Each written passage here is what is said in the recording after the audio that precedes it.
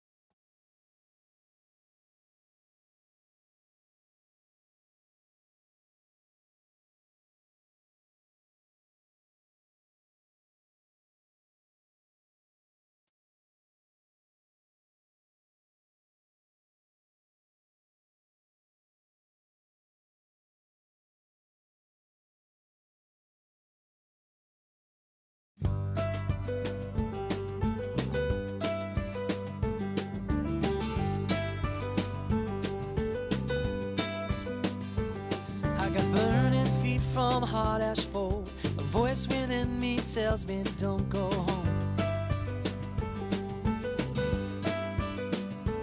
So I run until my feet give out. I jump a little higher to clear the ground.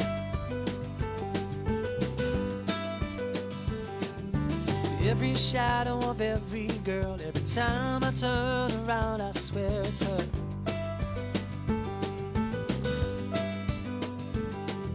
Second guess my every move.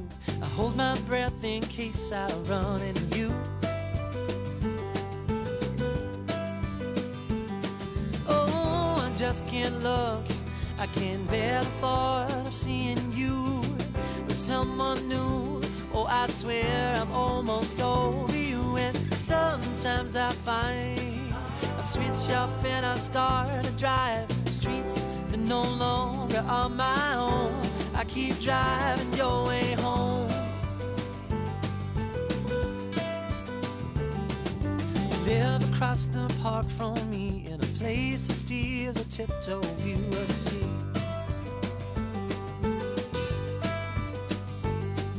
Your sister came back home to stay the day I packed my bags and went away. So I found a room in a leafy street with a stranger and a traveler who both welcomed me. Why, when you're away, do I miss you? Is it just because I can't kiss you? Is it dishes in the sink or the lack of a wink? Or just because I love my life with you?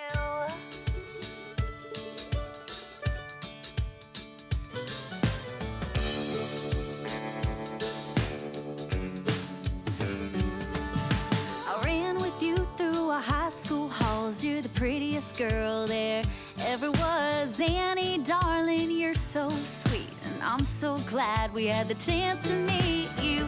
Caught my eye and you held my stare. I haven't broken it yet for over 50 years. Thanks for letting me lay by your side and all those kisses every night.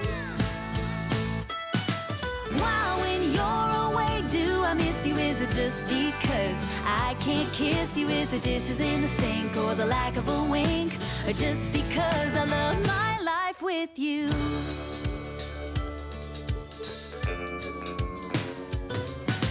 We started ourselves a family. The boys, they came 1, 2, 3, and now they have little ones of their own, and half of them are halfway grown. I followed you around the world, and I still think you're the prettiest girl, and I got to dance with my best friend, so I'm the luckiest man that's ever been. Why, when you're away, do I miss you? Is it just because I can't kiss you? Is it dishes in the sink, or the lack of a wink, or just because I love my life with you?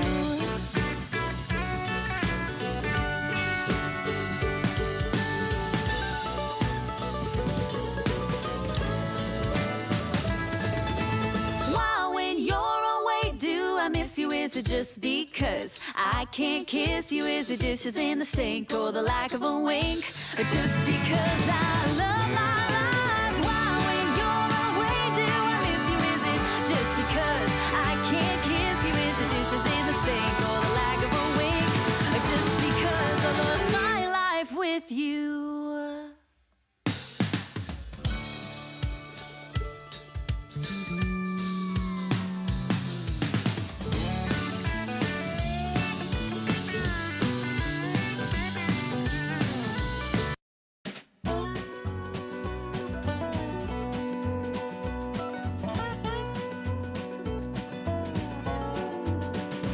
Mercy me, oh mercy mine.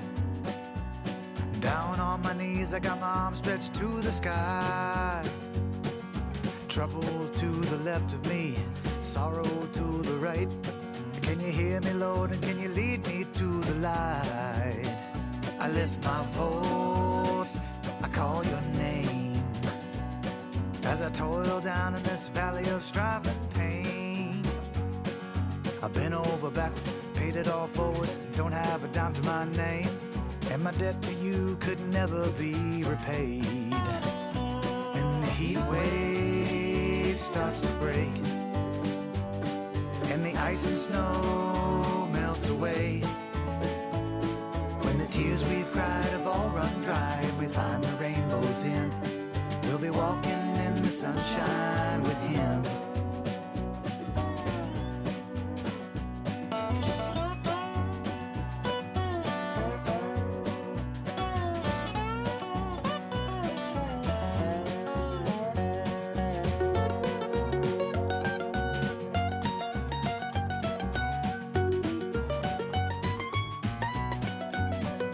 Turn away, Lord, hear my cries.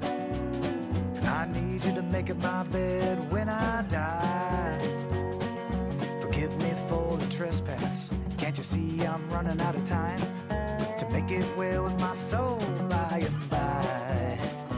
When the heat wave starts to break, and the ice and snow melts away, the tears we've cried have all run dry, and we find the rainbow's end, we'll be walking in the sunshine with him.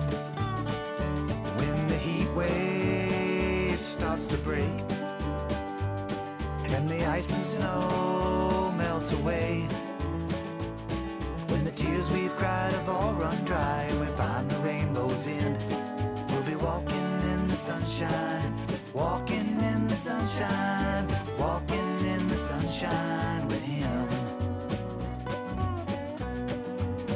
Oh mercy me, oh mercy mine.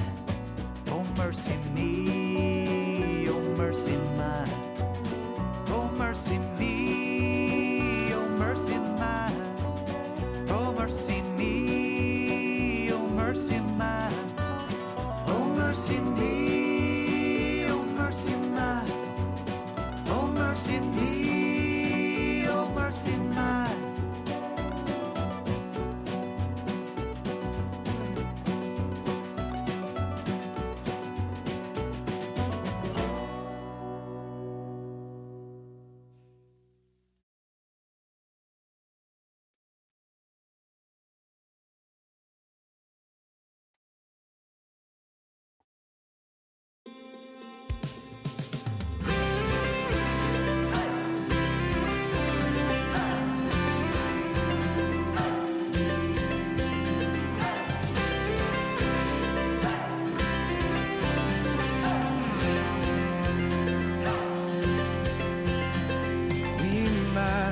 strangers. Am I wrong? It's feeling right. You make me wonder, could we start a better life? We don't know where it's going, but we ain't going slow. I wanna fall in love tonight, you and I, chasing flight. I wanna see the city lights in your eyes. There's a better life. Could it be you and I? Could it be you and I?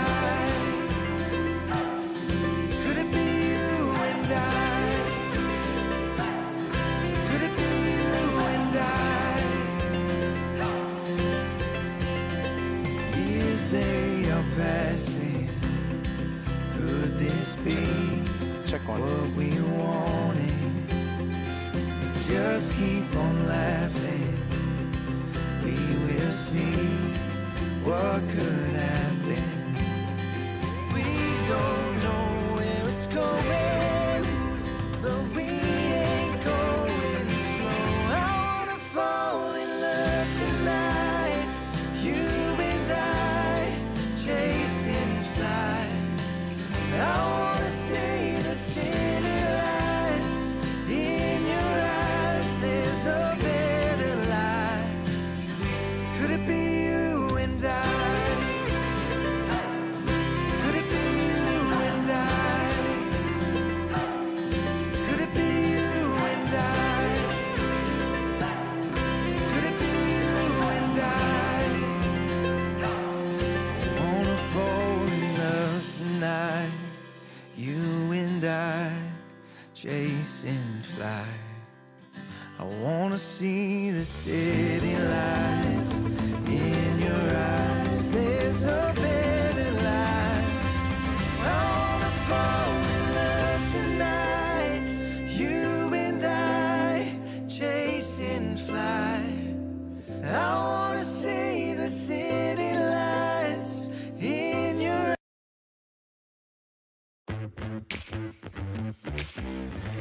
Ladies and gentlemen, we are actually live at this very moment in Sterling, Colorado. We're getting ready for the finals of the Buckers Unlimited 2023 finals. Got lots of bucking bull action for you today. We got a crowd of folks here today that are watching, and we want to welcome all of them, and of course all the viewers across America. I'm Chris O'Brien, along with my partner Bob McCatherine. Our statistician and executive producer Anna O'Brien is here as well. We'll be getting underway shortly. As whenever they do these events, you know, they have a meeting with the whole group beforehand. So they're wrapping up the meeting. They've got the riders, actually the horseback riders that are going to be wrangling bulls and stuff in the arena, getting ready to go. So we're going to keep playing some music for you, keep this announcement on the screen, but as soon as possible, we're going to get underway with the 2023 Buckers Unlimited Finals live from Sterling, Colorado.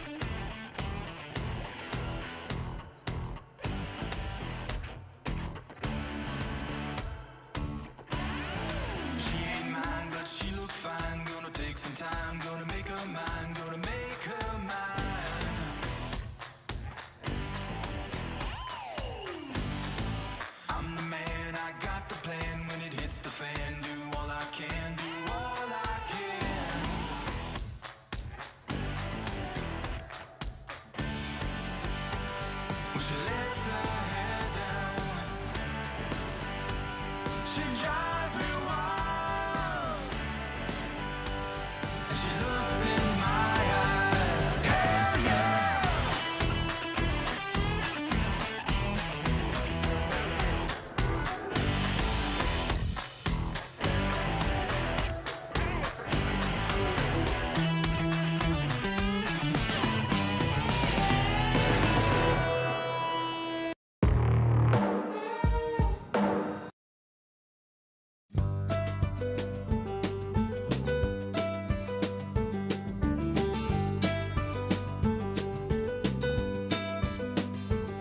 I got burning feet from hard asphalt. A voice within me tells me don't go home. So I run until my feet give out. I jump a little higher to clear the ground. Every shadow of every girl, every time I turn around, I swear it's her.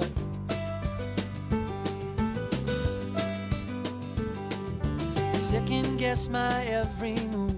I hold my breath in case I run into you. Oh, I just can't look. I can't bear the thought of seeing you with someone new. Oh, I swear I'm almost over you. And sometimes I find I switch off and I start to drive streets that no longer are my own. I keep driving your way home. You live across the park from me in a place that steers a tiptoe view of the sea.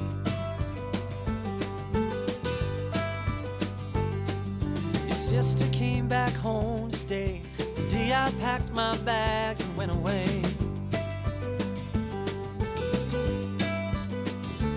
So I found a room in a leafy street with a stranger and a traveler who both welcomed me. I try and remember my new way home, but habit sometimes steers me down your road. Oh, I just can't love, I can't bear the thought of seeing you with someone new. Oh, I swear I'm almost over you. Sometimes I find I switch off and I start to drive streets that no longer are my own. I keep driving your way home.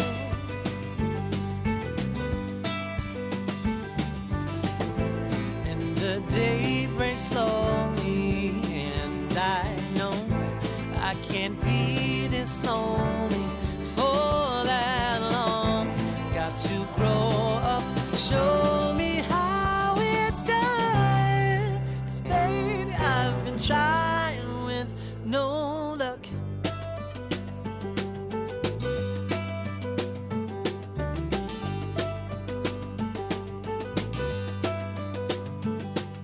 Oh, just can't love, I can't bear the thought of seeing you with someone new. Oh, I swear I'm almost over you. Sometimes I find I switch off and I start to drive streets that no longer are my own. Oh, I just can't look, I can't bear the thought of seeing you with someone new. Oh, I swear I'm almost over you. Sometimes I find I switch off and I start to drive streets that no longer are my own. I keep driving your way home.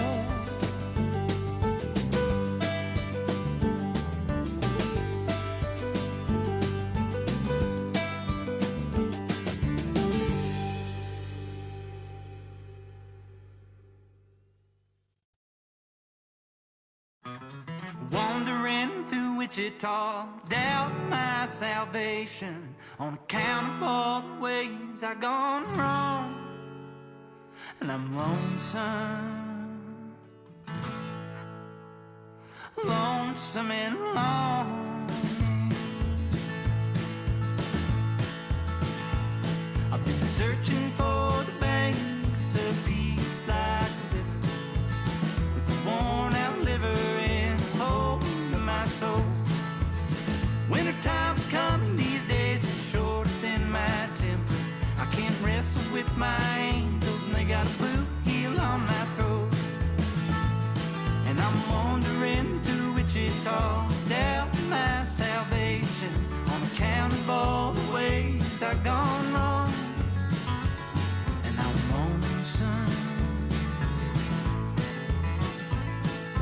lonesome and lonely.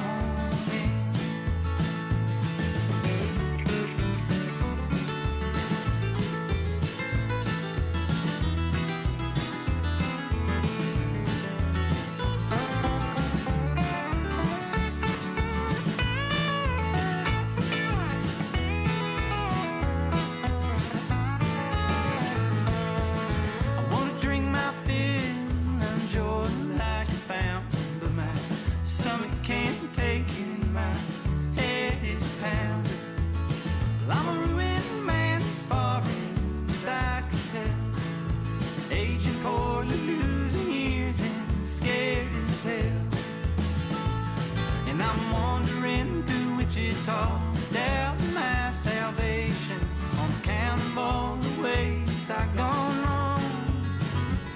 And I'm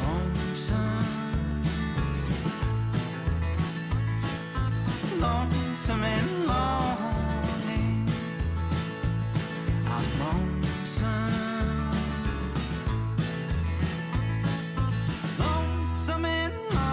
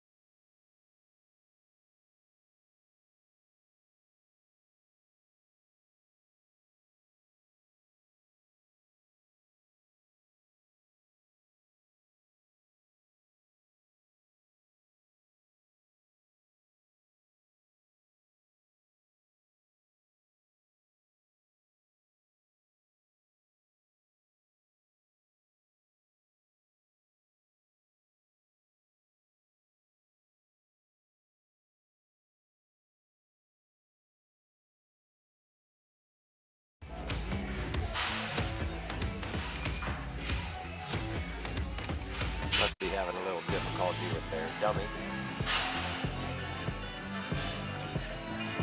So Randy, this is the part when they're in the chute, you got somebody flanking the bull. So kind of for those people who are watching, because there's a lot of folks on the a lot of people on the East Coast that have never been to a bucking bull event, they're watching this for the first time, and we want them to kind of understand what's going on in the chute right now. So tell me what the crew is doing there as they're getting ready. Well, the one man on the back is the owner of the bull. He's going to be hanging the flank strap. And each animal takes a little bit different flanks. Some take a little lighter, some take a little more, some take a tight flank. It all depends on the animal, and you know, you'll figure that out as you buck them as their yearling and 2-year-old year. The guy in the middle, he's going to be hanging the dummy on all the calves throughout the day. What the dummy is, it's a 15-pound dummy. It's got a remote, and when the buzzer sounds, they'll click the button, and the remote, and the dummy will be released. There's a rope tied to the dummy that also has a pin that runs through the flank strap, and the flank and the dummy all will come off at one time. In this division, they're only doing, you know, they're waiting for, you know, like when we have rider bulls, it is going to be 8 seconds. This is 4 seconds with the dummy on the back, correct? Yes, 4 seconds is how long these yearlings and 2-year-olds both will buck. Okay. So tell me, you got to watch that first bull of the day. You know, we always hope that the first bull coming out is going to do something special. What did you see there? That first bull there, you know, had lots of up and down. Went out just a little too far before he got into the spin, probably to score up into them 80s, but had, you know, a lot of the tools, what we call tools we're looking for as in calves mature. They'll learn to come a little bit closer, you know, but yeah, nice calf, just not probably going to be enough to get in the money today. So we're also going to be able to bring you some... We got 39 bulls entered today.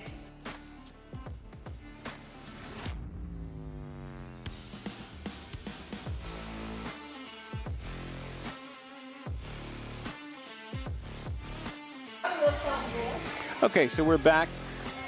So this one is C1PW from All for Love, and 6C is the contractor. And these guys here usually bring some really nice bulls.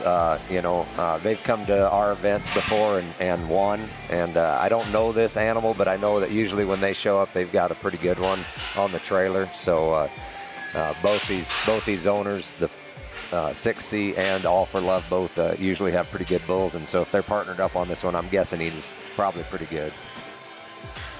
And so we got, Bob, just let us know if you get that finger on that.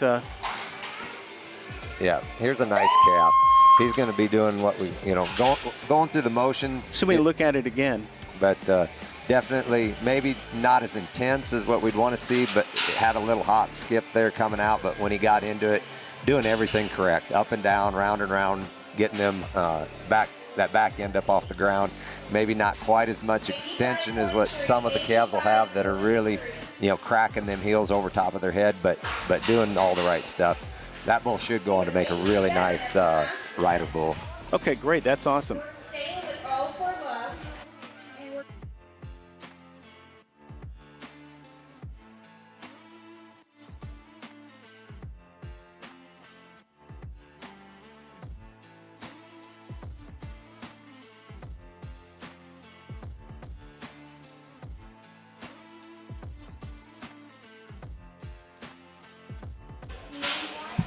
All right, so Randy, you were saying we're heading over to the right-hand delivery chute. And a lot, you know, it's funny. People who've never watched bull riding before, they see this and they go, well, come on, they're not really right-handed or left-handed. But as you know, you're a contractor. You raise these things. How easy is it to determine? I mean, when they start bucking them as a yearling. Me personally, I start all of my stock over on the left-hand side. Just mainly for simple, you know, to simplify my life. You know, a lot of the bulls will start over on the left, and it's almost kind of like your kid. You know, if you're right-handed, you're probably going to teach your kid to right-handed, throw right-handed. So, you know, it's almost like we're trying to force them to be left-handed. Correct. You know, but after we start them on the left, you'll notice some calves right away. You know, some will, you know, automatically, you know, step out of the chute and. Keep you going. know, they'll just turn around right there to the right, and you're like, well, that's all you got, Chris. If it works, that's all you got, Chris. If it works, you know, you leave them there. If they're wanting to go right, you send them to the right. You know, this calf here, nice little brindle calf, up and down, lots of kick, lots of snap. that calf there had lots of intensity, a lot of whip. That's a nice calf right there. Yeah, he's going to be right up there towards the top. Early in the performance here. So this is so for some of these bulls, this is an arena they've never been in before.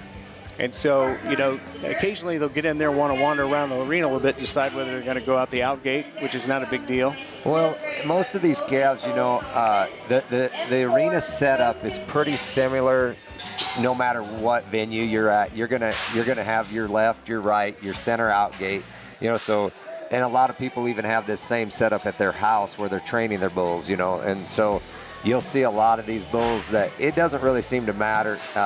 They're going to know where to go. They're going to, head to that center out, because by this time in the year, early in the season, you'll have them calves that'll maybe run around looking for, the hole and not sure where to go. But, late in the season, this is the finals, these calves are definitely, they kind of know the routine. They've been through it. I think most of them are going to leave real quick. So we're back over here to the left-hand gate.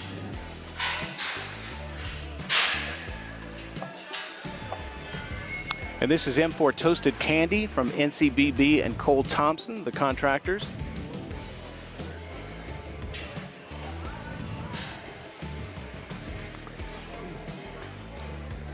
All right, this calf is sired by a bull called Toasted. I guess I'm not familiar with that bloodline, but nice little white calf. Right there around to the left, lots up and down, definitely, nice calf, maybe lacking a little bit of that, what we call intensity, more so just going through the motions, maybe not quite as much extension, especially as like that last calf we've seen. And that also, a lot of people don't understand, plays into effect is where you are in the draw. That calf comes right after the brindle calf over here out of the right that's got a lot of intensity and a lot of snap and kick. That calf may just kind of, where he comes right after a really good one, the judges may, oh, well, he wasn't near as good as the last calf. And so that does play into effect on the scores sometimes, is where you are in the draw. If you have a calf that comes out and does that same thing after 2 or 3 calves that jump kick across the pin, they may score that bull higher. But following that brindle, that calf probably not going to be up there, towards the top, but we're only 4 or 5 calves into it, and so it's a long day ahead of us. A long day. Yep. We got 39 of these yearlings in this class. Absolutely. So and by the way, I should mention while we've got a little pause here, is there is a stadium announcer here. So we own the copyright to all the music that's included in our program, but any music that you hear in the background is purely incidental and we do not claim the copyright for. So if it comes across, it's just incidental and happens to be in the background. But we'll do our best to try to diminish that as much as possible. So we're back to that left-handed chute there. This is M8, I believe, Zipperhead, correct? Yep, Zipperhead Fred, and this is going to be a calf out of Bleacher Creature.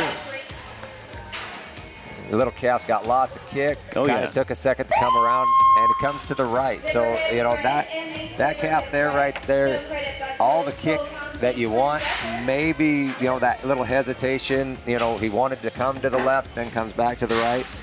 That calf, if he's mine, I'm probably going to move him over to the right-hand delivery next time and see what he does over there. Definitely a really nice calf.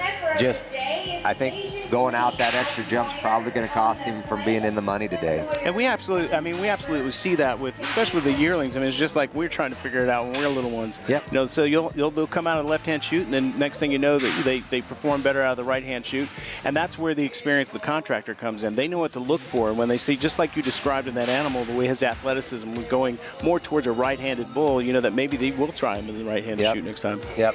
And it's all about, people wonder why you put them out of the right if they go right. It's because that's the lead that they want to be in. They want to be leading off with their right front foot. And so they're going to get into the spin quicker if they are stepping out of that right-hand delivery chute. Okay, coming in the left-hand chute right now is 221 Cajun Queen. This is a bucker right here. Yeah. This heifer, we've seen her all year. She came to our MBBA Midwest Buck and Bull events. She went to ABBI events down south. She's been out here at the Buckers event. She's been hauled and tested, and she is a good heifer. So we got some girl power going here. Yep. You know, and they also have another heifer calf strawberry shortcake. They have 2 more heifers that are outstanding. They've got 3 heifers here today.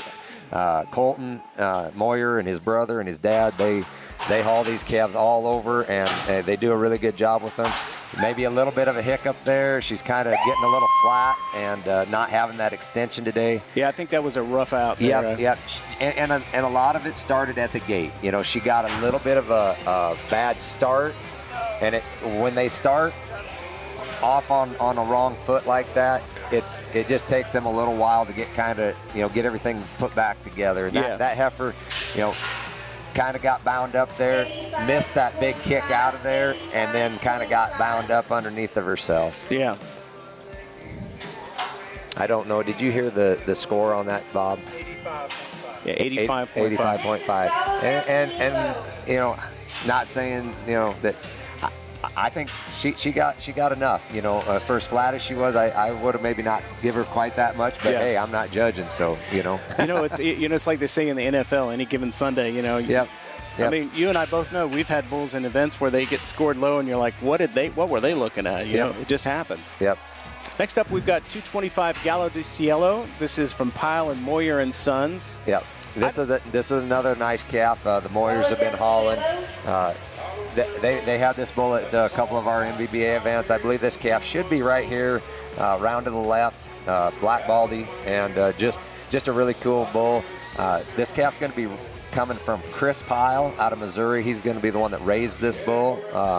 Chris does a really good job, got a lot of really good bloodlines down there, and been doing it in a long time. Just doesn't have the time to haul the bulls, and so looks like he's got Colton and the family hauling this little bull. Little calf wanted to come right there to the left, ends up having to come a little bit further, and that's going to cost him a lot of points today. Just going too far. Yeah, just going a little too far. So, we see when you're looking, a lot of questions I get is like people say, well, how does the bull know to turn back or stay close to the chute when they're coming out? Sometimes it's instinct, but other times you guys set up like walls when you're training them early on? Well, some people do. I personally don't. The score on that last calf was 83. But this, what I find is what we do. We run all our calves through, and we leave the out gate open, and then we put their feed.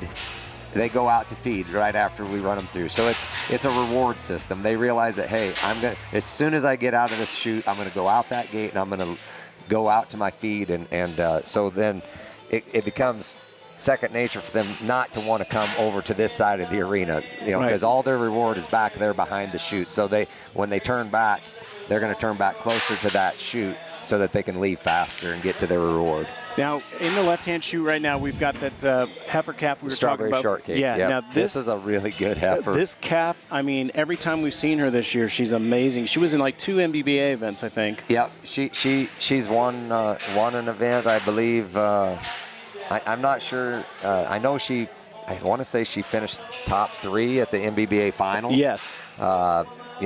There's the only time I've ever seen her not place is when she falls down. She has fallen down a couple times this year, but definitely, I mean, when this heifer keeps her feet and has her day, she's tough to beat. She's going to be right here, round to the left. Yep. She's going to have all the intensity. She's going to be 100 mile an hour, and she's just going to wind her up. Lots of athleticism. She's got a particular way that she likes to buck, and I love watching this little heifer calf. Of course, we say that, and she might have a bad out, but. Well, they all have their day, and sometimes the flank man can get nervous. He can put a little bit too much flank in them, and they'll flip over, like that right there. She kind of, I don't know, maybe Colton asked a little more out of her today, being it's the finals, and put a little more flank. You see how she kind of, what we say, double kick, jumping out of there? Yep. When they double kick like that, it makes them miss their front feet. Yep. And when they miss their front feet, then it's hard for them to get back into the rhythm of the spin, and she, you see her go another jump and kind of double kick again. So, just an off day for that heifer, only going to score 75.6. Yeah. And I mean, that heifer is normally upper 80s, pushing the 90s. So, way off day for Strawberry Shortcake, but definitely. But that happens, and it's one of these things is you follow these events and you see these names come up over and over again. Then her next out might just be phenomenal. Yep. It's towards the end of the season for her. I'm guessing they'll probably take her on to Las Vegas for the finals in Las Vegas. But then that heifer will be done. That will be her last out, and she'll be moved on to the breeding program and be a cow and raise buckers. Right. So we're going to go back to that left-handed shoot right now. This is 235 Randall from Little Hawk, Dunham Bull, and Moyer and Sons. And we're seeing more and more Moyer and Sons, both in the MBBA and also here this Buckers Unlimited. This calf has been really good. He's going to be right there to the left. He came to 2 or 3 of our events this year. Got some good kick and round there to the left, up and down. Yep, had that really blow off the ground. That calf there, if I'm going to be judging, that calf's going to be pushing 86, up there. 87. No, I think you're going to be a little higher. I think you're going to be up there towards the 88, 89 even maybe. Well, that monster whip and kick at the end. Yep, that one revolution there with the blow. Yep, 88 points is what he scores, and that's about right. I'd say that calf, maybe lacked a little bit of the speed and the intensity, but a lot of that, what we call air, he was getting up with his front end, the buck, per se. And when they get up off the ground like that, it kind of gives it that wow factor, even if they're lacking the intensity sometimes. A lot of times you can't get the intensity and the wow both, because if they're going super fast, they can't get up off the ground that high. So you sometimes you lose a little bit, you gain a little bit of the other. That calf lost a little intensity, but he gained the wow factor by the buck and getting up off the ground. So we're still in the left-hand shoot there. This is the heifer I've been waiting for all night, or all morning. This heifer, Winnie, he bought this heifer off a sale, and I think only give like $1,500 for it. This heifer's won thousands. She won a deal down in Amarillo, an ABBI event, won several thousands, tens of thousands of dollars. She's won events at our house at the MBBA events. She's won events out here at the Buckers. I mean, this heifer here is the one to beat, in my opinion. I totally impressed with this heifer all year. I don't think I've ever seen her have a bad day. I'm excited to see this. There she is. Monster. Yep. We got the monster. All the kick, she's got all the kick and all the buck you can ask for. She's going to be the one to beat, in my opinion. The only thing I'm going to dock her on is she had that little bit of hesitation there when she jumped out of that spin, and she kind of hesitated to give that one big kick and blow, but she's still bucking hard, going to come back around the other way. I'm still going to mark that heifer 90. That's just my opinion. So you have people listening right now. Yeah, 89.5. I'm off by a half a point, but they may have docked her just a little bit because of like I said, that little hesitation when she reversed it. But she was bucking all the way through. Best calf we've seen all morning. What's interesting is a lot of people say to me, so I'm not hearing the word bull, I'm hearing heifer, heifer, heifer. So well, that's because Colton and them, they're not afraid to step into that heifer game. They'll buck a lot of heifers. For a guy like me, my wife's been begging me to buck heifers. My biggest deal is it comes down to time. Sure. When you have 50 or 60 head of bull calves, and then you try to bring in 50 or 60 head of heifers. Right. You're dividing your time, and then your bulls are going to take less, and you're not going to get as much potential out of your bull calves. And with the heifers, you only have 1 year eligibility. They can only compete as a yearling. Yeah, it's really that year is just to kind of see what their genetics are showing you, what their athleticism. This is another heifer right here. Oh, kicks the lights out, kind of bubbles a little bit, goes a little bit. Same deal. That heifer there, she's got that bobble, but I'm still going to mark that heifer, 87 and a half probably. Yeah. Just because she's bucking hard. I mean, she's flat bucking. That bull's name was Grace. Yep, heifer. That's another heifer. Sorry, the heifer. Yep, that's another one of Moyer's, I believe. Oh, they really docked her for that stumble, 84.8. Yep. And rightfully so. I mean, if we watch it back, maybe on the replay, maybe it was a little more of a stumble than that. But you know, we won't worry about that. So. But we're going to move on to another one of Moyer and Sons bulls here. I think this is their last one they've got entered today. And man, right now they're kind of taking all the money, in my opinion. They've kind of been they've got 2 or 3 really good calves up there at the top. And again, we're in the right-handed delivery here. J8 Ramp Ups Rico, Ramp Up Labor, and Moyer and Sons. Yeah, this calf, you know, like I said, I'm not real familiar with the bloodlines on this. It's a JCB38B is the sire. I'm guessing maybe that's a Jimmy Crothers bull by the initials. Not 100% sure. But I'm guessing if they got 3 partners on this bull, he probably got some potential. So while we're waiting for this animal to come out, we're going to talk about our sponsors. Paul Bryant USA makes some amazing socks. The best socks. You love I the got socks. mine on, I believe, right now. I have mine on right now. I love them. I love Paul Bryant they socks. Don't slip down. No. They're awesome. And they're so comfortable. Also, we want to thank Jerky Pro. Their jerky is delicious. Here we go. Little off today. Got the kick. A little bit slow on the start, you know, and just lacking that intensity, like I said. Going through the motions. We'll watch Here's the replay here. Yep. Yeah, kind of takes a couple jumps to get into it. Lots of kick, lots up and down, you know, bucking hard, but lacking that intensity. I'm going to say maybe somewhere in that 85.5 or so. Yeah, we look 86.7. So yeah, I think that was generous. Yeah, you know, I'm okay with anywhere in that 85 to 86 point range. I mean, that, you know, I might have been a little tougher on him because and here's my deal. I'm getting a different view from here than the judges. You know, that's the thing a lot of people don't realize. Sure. There's a lot of different angles. If you are watching a calf from the side, it may look like he's kicking harder. If you're watching him like he was coming straight to me, I docked him a little more maybe because it looked like he wasn't bucking as hard coming to me, but maybe he was really kicking over his head and they could see that kick from the side where I couldn't, you know. So it does have a lot of, you know, it has a lot of variance from where you're placed in the arena as a judge, from the left-hand side to the right-hand side, how close you are to him. So we're down on the right-hand side again. This is 224 Cartel from the Cartel Cattle Company.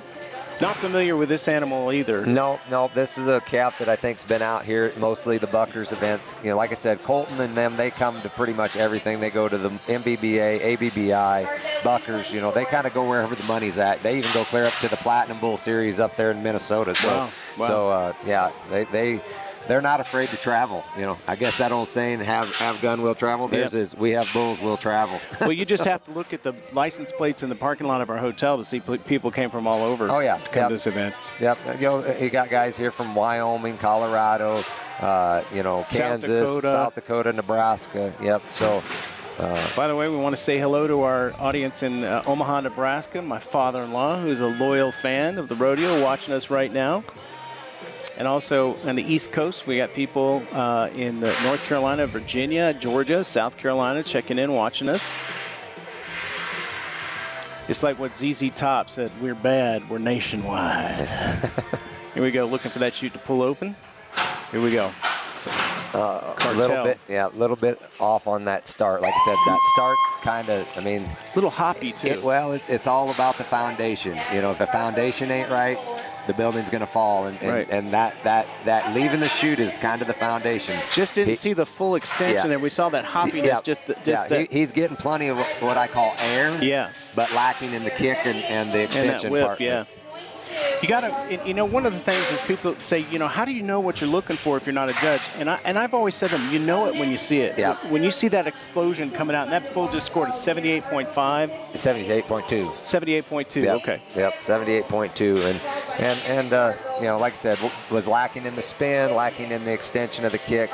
You know, just like I said, started out a little bit bad there at the beginning, and I think that kind of set him up for the rest of the 4 seconds there. Okay, so we're going to move down the left-handed chute. This is another Cartel animal. This is 258. This bull is 258 Cartel from the Cartel Cattle Company. Carthel. Is it Carthel? Yes, It's Carthel. Carthel. Well, I apologize to the Carthel folks. This is 258 Carthel from Carthel Cattle Company. You were thinking the H was silent. Yeah, it was. I was. Hooked on phonics. I was hooked on phonics. I'll have to get you that. The English language is hard sometimes. Yeah, I grew up with, what were those cartoons that were on, remember those cartoons that, the Warner Brothers? No, the cartoons with Lolly, Lolly, Lolly, get your adverb here. Remember those? Yeah. Schoolhouse Rock. Remember those? Yeah, I had C-Spot Run, Jane, Dick, Dick and Jane. Yeah. I had to go to those special reading classes when I was little too. There is no, y'all need to know this about Randy Shippey. The man is never serious. Oh no, I'm serious. Not with me. He likes to abuse me. Here we come out. Oh, here's a nice little paint cap. Beautiful. Around there to the left, that calf there's got a lot of show. Yeah, let's look at this replay. And I hate to say it, but you watch this calf really kick out of there, kind of misses it for a little bit there, but is gathering himself up, getting lots up and down. I think that calf's an 89-point calf. Should be right in there. Yeah, you look at that, something like that, and you've got to imagine what it's going to be like a couple years from now when there's going to be a rider on board. And if that calf can continue doing that athleticism with that high buck whip and kick around the back, the rider's not going to be able to stay on that. 89.4, so I was right there with what we thought. And that calf, I hate to say this, but because he's pretty, you see all that white flashing, his tail's flashing, his feet are flashing. That does play an effect. I'll promise you, when you're watching the calf as a judge and he has white feet and a white tail and you can see them snapping up in the air, it's an attention drawer. If that calf's straight gray or straight black, he's bucking, but you just don't see that pop. And so I almost going to say that calf gained probably a point just because of his color. Well, that's not saying he should or shouldn't, but it plays into some of these judges' head because, like I said, it pops at them when they're kicking. So we're switching back over to the right-hand delivery chute right now. This is 257. Yep. It's flying bar 257, flying B, and this is going to be flying B and Robinson. And so this is a partnership. This is Justin Bilby and then John Robinson. And these guys Justin's out of Nebraska. John, he lives up there in South Dakota, I believe. He was in Wyoming, but I think he's in South Dakota now. So we got Phil. Phil's pulling the gate, I think, right? Oh, and that there's going to be a 0. Turns back right there in the gate, falls down, and it's an automatic disqualification. In the Buckers, the Buckers, ABBI, Platinum, a lot of these bull competitions, if the bull falls down or the heifer falls down, it's an automatic disqualification. They give them a 0. MBBA, I think we're one of the only associations. We still mark every animal because of our point system for the year, and we feel that you still need to mark the calf accordingly, because if a calf falls down as soon as the gate opens, he should not get as many points as a calf that bucks for 3.5 seconds and falls down right before the whistle. Okay. So this is 272 Fernando from TR Cattle and Purple Creek Cattle. Yep. This is going to be one of Tennille Rice and Phil. This bull goes back to their herd sire, Sun T, and this bull, if I remember correctly, I think this calf may have placed at one of their events earlier this year. If it's a calf I'm thinking he's pretty good little bull, but I better not say too much. I think of that old ABBA song, Fernando. All right, it's coming out of the right-handed chute. Look for Phil to pull that nice little plug from Tennille. Thank you very much for that. I should mention while we're sitting here is that, this is a live event, so there is a live announcer here in the stadium, and they play music there too, and that if that appears in our broadcast, that is purely incidental. We don't own the copyrights to that music, and therefore we don't claim it. We do have music in our own program that we own the copyrights for, licensed by Who Did That Media, LLC, our parent company. Yeah. All right, here we go. Yeah, we got Phil's on the trigger back there. That's what we call the flank man. He's the one deciding how much flank he's going to put in. Yep. You see him tying off, putting the pin in for the dummy there. And he's going to call for him here pretty quick. He's going to tuck the tail of that flank back behind underneath there so that it doesn't get caught in anything. Just doesn't have the start. got lots up and down, you know, right there, you know, but just lacking that intensity, like I said. And I don't know for sure, but I noticed when I was walking through the pins this morning and last night even, a lot of these calves are really what we call ganted up. They're drawed up in their flank and their ribs are kind of showing. What it is I think a lot of these calves are just a little bit dehydrated because of the water. That was at 82.7 is the score on that board. I know personally our calves, they came in, they ate all their hay, they ate all their grain, but they barely touched their water. And I believe this is city water. Yeah. And most of these guys, bulls, are out on the ranch. They're drinking well water. So they're not used to this. They're not used to the city water. The city water has what we call chlorine or bleach or different things in it to kill the germs. Well, these bulls can smell it. They have a very keen sense of taste and smell. And a lot of these cattle are not drinking. And I think that's what we're seeing with some of these young calves that are lacking that intensity. They just, you know, they're a little bit maybe dehydrated because they aren't drinking the water here in town. So let's go back down to the left-hand delivery here. This is 201 Joker from Brahma Mama, Jessica Butterfield. Yeah, this calf, I think this calf, didn't this calf win the event there in Bennett? I'm not sure, but this calf, I believe might have won the event in Bennett, Colorado. I remember the name Butterfield. I believe she won an event here recently, and I believe this is a calf. So should be good watching here. So the interesting thing about doing these live streams is that, you know, at the beginning of every live stream, there's always a little chaos because it's not like it's national television where we're clicking on the top of the hour. We got to get ready for the animals in the chutes. We got to get all the cattlemen ready to go, get everybody what they're doing. So thanks, special thanks to my partner Bob McCatherine. Bob, good job, man. You were juggling the balls down there, weren't you? Well, I was trying to start pointing fingers, do this, do that. Using your words is sort of frustrating. Using my words. I should use my words. That calf not going to be in the money today. Just going out there. Looks like about 2 or 3 jumps before it gets into that spin. Really nice calf. Just a big wander there. Yeah, just went a little bit too far today. Once it got into the spin, really nice calf. Going through the motion, kicking and spinning. 84.6 is the score on that. You know, yep.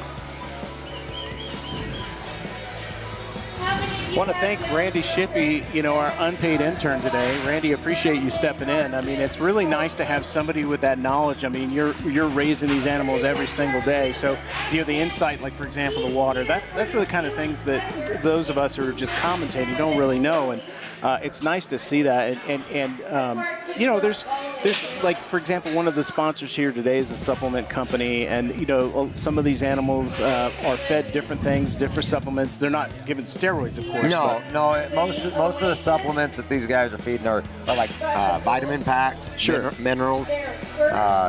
You know, personally, you know, we don't do a ton of the supplement stuff. We do have a few bowls that we feed supplements to, you know, but if they're on really good pasture, they're naturally getting a lot of the vitamins, minerals that they're needing. We put some mineral tubs out and stuff like that. But so we're going to the left-hand delivery chute right now. This is 257 Bluey from TR Cattle and Oasis Bucking Bulls. Yeah. This calf, I believe, was pretty good at their event here a couple weeks ago down there at the TR fraternity, and I think the oil field bull bash is what they call it. Yep. And I believe this calf may have pulled a check down there at that event. I'm not 100% sure, but I'm sure it'll be a good bull calf here. Most of these guys, like I said, this is the finals. If the calf wasn't good, he wouldn't probably be here if he hadn't had a trip good somewhere along the lines. So coming up in just a few moments, we're going to take an opportunity to thank one of our sponsors, Paul Bryant. After we get through a couple of these animals here, a little slow start there. Yeah, just kind of walked out of there a little bit maybe. That dummy looked a little bit loose to me. You know, maybe just didn't quite feel like everything, you know, maybe he just didn't like, I don't know if anything's even on me yet or something. You know, sometimes if that dummy's not really You know, sometimes some bulls take a tight dummy, some take Yep. a loose dummy. Same kind of with the same way with the flank. You know. But a beautiful looking bull. Oh yeah, Love yep, that coat. yep. And once he got into the spin, he was good. He just, like I said, kind of a little lost, maybe leaving there. Only going to mark an 83.1 today. But yeah, just like I said, I'm pretty sure that calf had a lot better day, you know, last week. And back to that, you know, maybe a little on the Gant side from having to drink this city water. You know, these country bulls don't like city water. I don't like city water either. Me either. I like that good old out of the well water there on the ranch. Yeah. So we're going to move to TR 268 of TR Cattle and Oasis Bucking Bulls. Going to be out of the left-hand delivery chute, and I believe this is the last one of the TR Cattle. Yep. Yep, last one from TR Cattle. We're going to be another Sun T. Actually, all three of the TR Cattle calves are Sun T sons. Right. Yep. So you know, that was one of their main breeding bulls that year apparently, and looks like it's working out for them. And we got Phil on the flank. Yep. Phil's going to be pulling the trigger on all of these TR Cattle except for in the women's fraternity. Then we'll see Tennille come down and she'll be flanking her women's calf. I believe that's part of the Bulls and Bells class, and I believe that's part of the rules that in the women's fraternity, the women must flank their own bulls. That's correct. This calf's just not going to have his day, kind of a little bit lost today. Back and forth, doesn't know whether he wants to go right or left, but you know, good enough. So let's take this quick opportunity to thank our sponsor, Paul Bryan USA. Paul Bryan USA is a 100% made in the USA company. They manufacture socks, from some of the most comfortable socks available, as you've heard Randy and I say. And comfort is key in your socks. And so, you know, if you're especially wearing boots, have them on your feet all day, you want them comfortable. Check out the classic OG socks, which I know that's what I'm wearing, what Randy's wearing right now. These throwback socks may look old school with a little stripe around the shaft there, but they are manufactured with the latest technology and quality construction. The classic OG socks from Paul Bryan USA are great for everyday wear, from sneakers to boots. The OGs can handle the wear and tear, and there's a QR code we will show you on the screen where you can actually go to their website a little later on, and you can actually order yourself some socks at a discount. So that last animal out there had a 78.3 as the score as we get back into the action here. And I don't know, did you talk to Phil or Tennille, Bob? Are they going to do any dragging during the yearlings or anything here? I think all the yearlings will buck, then they'll do a quick drag. Before we start with the women's and the youth. Okay. Correct. Yeah, and they do the dragging just to keep the surface, you know, even and fair for all the classes of animals. Well, because what you'll find is a lot of these calves, if they're doing their job, you won't see it quite as much in the yearlings because sometimes they're a little more sporadic, but in you get into the 2-year-olds and the classics, those bulls are more seasoned. You're going to see almost every bull turn back right there in front of the chute, and pretty soon it'll get what we call a little bit of a hole, or they'll spin that dirt out of there because they're spinning and kicking that dirt to the outside. And we just want to level that hole so that bulls aren't tripping or injuring themselves. You know, animal welfare is big in this sport. We definitely do not want these animals injured. You know, that's, you know, more and more I hear people say, well, bull riding is cruel, and you know, it's like thoroughbred horses. These are trained, these are well-bred animals. They have. Look, if I could come back in my next life as a bull, I would. I mean, well, they definitely get taken care of, and people don't realize that this is a livelihood. You know, these people that own these animals, they're making land payments, paying taxes, buying feed, buying pickups, trailers, diesel fuel to get these animals up and down the road. It ain't cheap. It's not cheap, and the last thing that they want to do is have their animal be injured or, you know, not perform well. So they're going to feed them the best feed, feed them the best hay, give them the supplements. You know, if that bull's needing a chiropractor or acupuncture or, you know, wave therapy, you know, they do all kinds of things to keep these animals in the best of shape. And, you know, people say, acupuncture? Yeah. I mean, I've done acupuncture on bulls. And, you know, so, you know, a lot of these animals are getting taken better care of than the owners take care of themselves. So the yearling class is going to pay 10 holes. That means there's 10 positions unless there's a tie. The yearling class is going to pay $23,450, 10 holes, which is, you know, that ain't bad money. No. And this is the finals, so they've been dragging all year from the regular events. to put added money back here at the finals, and then and then on top of that, the entry fee is just a little bit more here at the finals versus the regular season, and yeah, it's going to be a nice payout today here for these top 10 calves. So let me just take a quick second and thank one of our other sponsors here while we're waiting. This calf is coming right there. Woo! I mean, was fixing to win the whole thing and just kind of leaves, still bucking hard. I don't know, what the judges are going to do with that calf. Watch yourself with that flank. That dummy may go flying. So if he comes over here, be careful. Up on it, babe. There you go. Our statistician and executive producers, Anna, my wife, is sitting right there. Sometimes what happens is that pin will figure 8 back around that loop. That's why we want to take that loop and tuck it under the flank so that the pin doesn't catch in it. This is when that cowboy gets his work done in here, and those guys know what they're doing. I love watching them do it. Yeah, and that calf they're docking down to an 87.3. If that calf doesn't jump ahead and take them 2 extra jumps, that calf's a 92.5. But that explosion at the beginning, that explosion, that first big jump with that whip, and and then immediately after that we started seeing the drift.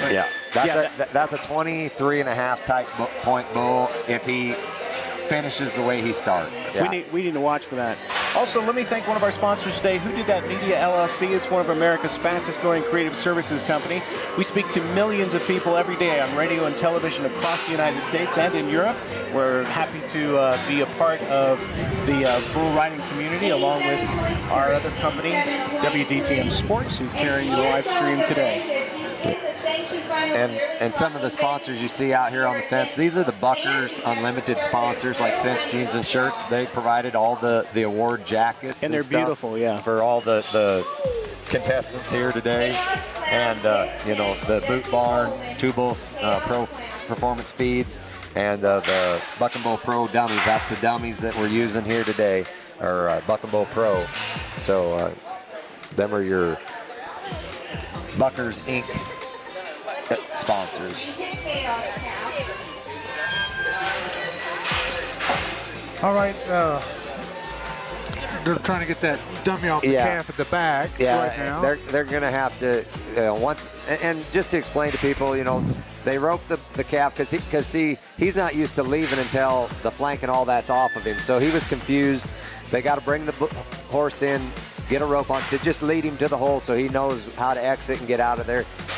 As soon as he leaves, they're going to get that rope untwisted that was twisted around the pin, pop it off. He's going to go back to feeding water. He's plumb fine. No worse for the wear on him. And the dummy, if anything, the dummy probably took the most beating of that deal, getting drug around and hitting panels in the feet of the calf there a little bit. But that dummy, they'll test fire it a couple times, make sure it's working good. Get everything lined up here before they go and hang it back on another one of these calves to compete. The next calf we're going to be looking at is going to be coming out of the left-hand delivery, and this is Chaos Clown. He's sired by Painted Chaos, and this is going to be a G&H Cattle Company and BJ Cattle. And with Jesse Pullman on the flank. Yeah, Jesse Pullman is BJ Cattle. That's going to be Jesse Pullman. He's hauled some pretty good calves this last year. He's come up to some events at our MBBA events the last couple years and done really well. Won several of them, and should be a good calf. I kind of recognize the name. It's not coming back to my memory bank. I got a lot of bull up in my brain, and so I'm not 100% sure what this calf does, but I'm guessing he bucks. For those of us who have jobs where we go to the same place every day, these contractors will load up these animals in their trucks and they'll go 16 hours to compete on a weekend, or they'll go, from Colorado to South Dakota, vice versa. And it's one of those things where we were mentioning earlier that these animals are so well loved, and it's expensive. Here we go, coming out. Yeah, kind of, steps out, but then just kind of goes into it. Nice calf. I'm going to say probably right around that 86 mark, probably, you know. Yep. Going through the motions, doing everything right, maybe 85, 86, you know. He just, like I said, kind of stepped out of the chute a little bit, didn't have that explosion out of the chute. Correct. Oh, wow. Yeah, they marked him 88.1. Now, see, we're getting a little later in the day, and sometimes the points get a little more generous? Yeah, a little more generous as we move on, which I hope is the case when we get to ours here in a few. Absolutely. Personally, I like the calf that they marked in 88, you know, the Randall calf. I liked him better than that calf, and the judges seen it just a little bit different. We had an 88 with Randall. This calf's an 88.1. Personally, I have that calf, you know, down a point below the Randall calf. So we're staying down on the left-hand delivery chute right now. This is 147 Running Red, G&H Cattle and BJ Cattle. And of course, we are live in Sterling, Colorado for the Buckers Unlimited 2023 Finals. We thank them for inviting us. And we thank Randy again for coming from the MBBA to help us with our commentary today. It's nice to have somebody who knows what he's talking about with us. Well, you know. As I told you before we got on the air, you and Bob are the experts and I'm the hot air. Well, I don't know about expert, but I know that you probably are hot air. Yeah, I am. it's hey, look, it's part of my character. Here we go. A little hip. Calf hips himself, you know, bucking, lots of intensity. Misses a kick there, the extension there at the end. Yeah. Still That's lots a good of little calf. Yeah, lots of intensity, lots of buck. You know, that little bit of hiccup when he hipped himself leaving makes him change directions and come back to the right instead of being in the left. I'd love to see him again. Yeah, that calf, you know, I'm still going to mark that calf an 88.5, 89, just because of the buck and the intensity. So there's no disqualification in this class for a hip coming out. No, the hipping, they won't disqualify. It's just a falling down if the bull falls down. Yeah. Yeah. But so usually, like if you're watching the PBR and you see a rider on a bull, they'll get a re-ride, yeah, but the bull will still be marked with a hip. Yep, they'll still mark the bull. They may duck him. You know, like I said, that calf, you know, and you know, like I said, 89 probably, I'm guessing. But you know, if he doesn't hip himself, he's a 90. You know, I'm gonna dock him a point probably. 87.4. They docked him a little bit more. Yep. And like I said, he missed that extension on the last jump. He was more underneath himself. Didn't have that extension like he did earlier in the 4 seconds. So that, you know, they docked him from the beginning, and they maybe docked him at the end of the point. So that's probably about right. You know. So we're down on the right-hand chute right now. Robert, who do we have coming out right now? Baby Jesus. Yeah, 297 Baby Jesus from Raptor R. No, that's Benedict. Benedict bulls and BJ cattle. Yep. Oh, and I'm on the wrong screen. Yep. You got the wrong lower third. But Baby Jesus, I'm hoping a holy ride here. Let's see what happens. Yeah. 297 Baby Jesus, Benedict bucking bulls and BJ cattle, right-hand delivery. Big kick there. Nice little paint calf. Here's what I'm talking about. Watch how that white tail's whipping the back hind feet. You're seeing all that, what I call flash. What we call white feet and tail and all that, we call it chrome. It kind of shines and sparkles. Yeah. They're chromed out. You know? It definitely makes it stand out. It's like that car pulling in. It's got them spinner wheels on it. You know? So that bull just scored an 88.9. Okay, 88.5. 88.5. Excuse me, 88.5. And that's going to be pretty close in comparison to them other 88s we've seen. That's kind of where I was going to put him, right in that mix. So I think the judges are right on there. So next up in the right-hand delivery, we've got 201 RG from Raptor R Hauling and Cattle. This is Raptor R Hauling and Cattle. Is the contractor. And these are going to be out of T. Rice. So I'm guessing that both these calves of theirs are going to be sired by one of Phil and Tennille's bulls, it looks like. Yep. So. And for those that care, Oklahoma's beating Texas at the moment, 10-7. That Texas Longhorns or A&M? Longhorns. Okay, I don't pay enough attention to what games they're playing, so. I got to look up my team to see how they're doing. The Hook 'em Horns fans are probably crying right now. Hopefully they're crying. Yeah. And this is Riley Goins. Is that how you, on the flank? Okay. At least that's the way we're going with today.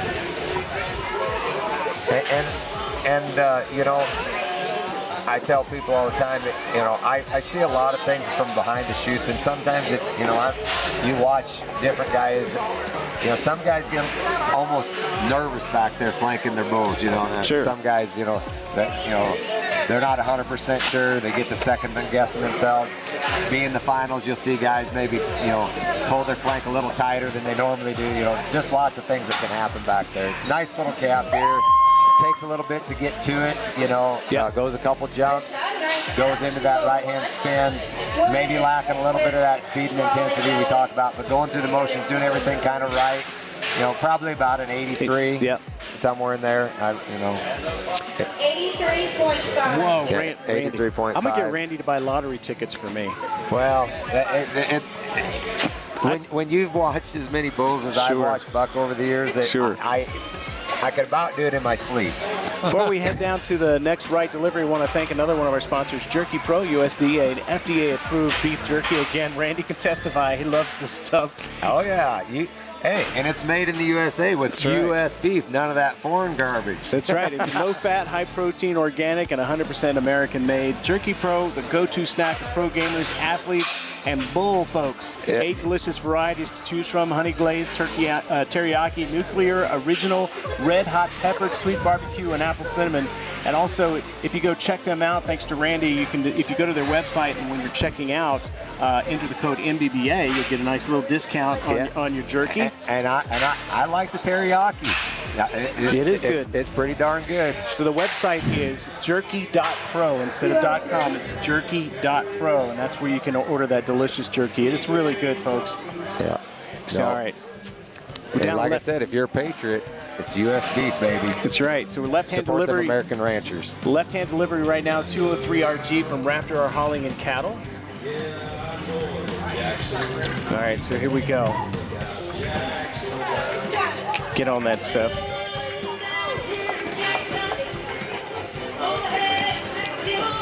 All right, here we go. And again, once again, folks, I just want to mention we do not own the copyrights for incidental music played in the background. Therefore, we want to make sure that people are aware that that's not under our control. And we, you know, the music police sometimes catch us, Randy, and shut us off if we're not paying for that music. So we want to make sure we talk over it. You would think that them artists would be happy people were playing their songs 35 years later, but apparently they don't. Well, they got to eat too. Nice little calf, kind of, you know, kicks out there good, but then when he gets into the spin, you see how he kind of keeps his hind feet underneath of himself, kind of gathers himself up underneath, gets a little bit, you know, what I say, wadded up. Yeah. You know, just not extending. You know, his butt's getting up in the air, but his hind feet are just kind of staying underneath of him. So we look at these, and as 83 these, and a half, I think, is what they. As these bulls age, things start connecting for them. 83.7, I guess, is what they mark. As they become stronger, more bulkier, more athletic, all these things start clicking together, and they can start chaining this stuff It's no together. different than going and watching, you know, your junior high football players versus your high school football players. Correct. You know, when they're in junior high, they're kind of just chasing each other around and, you know, fumbling the ball and not, you know, not crisp with their moves. You know, kind of as they move into that high school, they get a little better. Moving to college, they get better. You know, it's just, and that's what we see with these yearlings versus the 2-year-olds. When we get into these 2-year-olds, it's going to be pretty automatic. You're going to see a bunch of 2-year-olds just jump out, kick, spin, do the same thing. It's just, and it gets a little tougher to judge and try to split them apart. You know, you're kind of splitting fine hairs a little bit when you get into those 2-year-olds. So we're over in the right-hand delivery now with 41KJF. This is from Freehoff Cattle Company. And if I don't say that right, cut me off. It's Freehoff Cattle, I believe. Yes, that is who it is. Yep.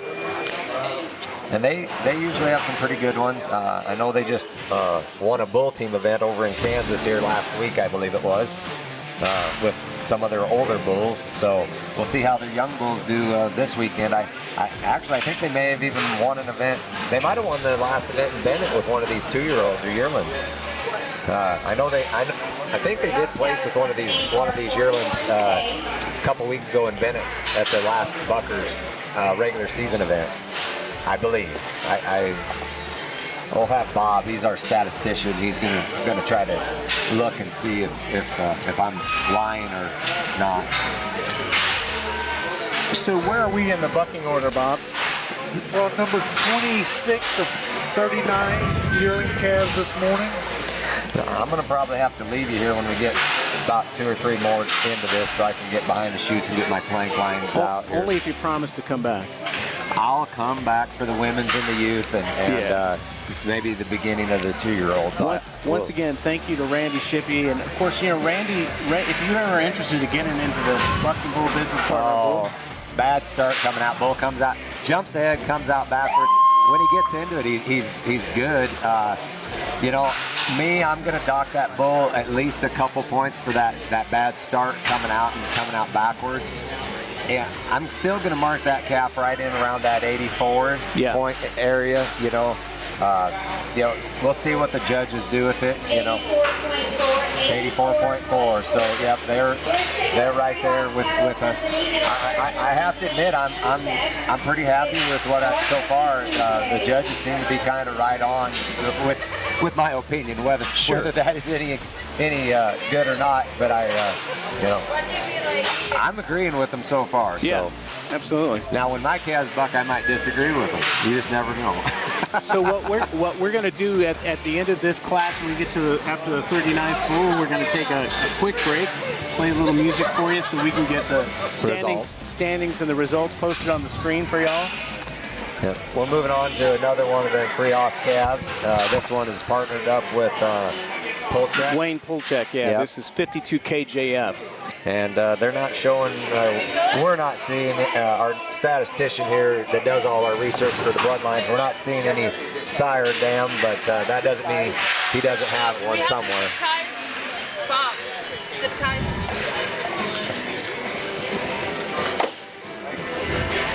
Okay.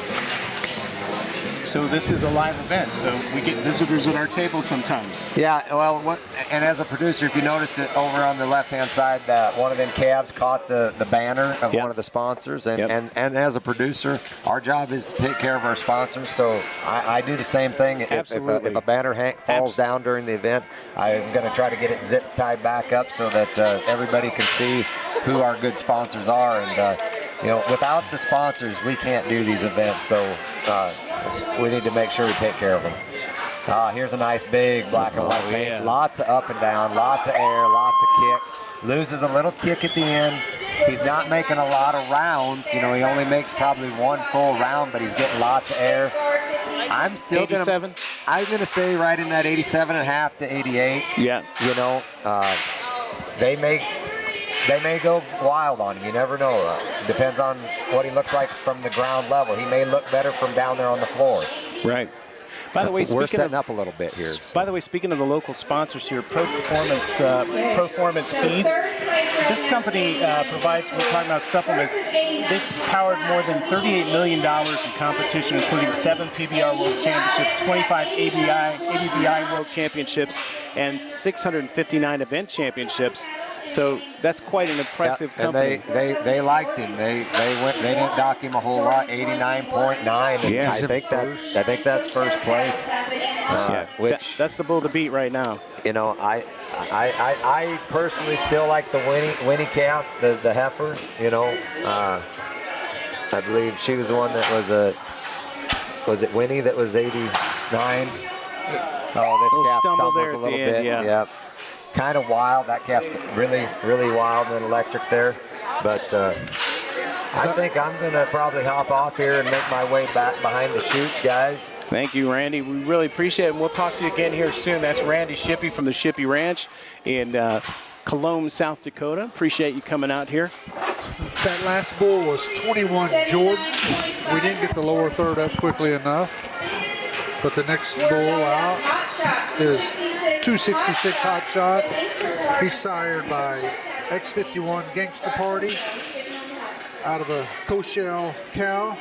And this is a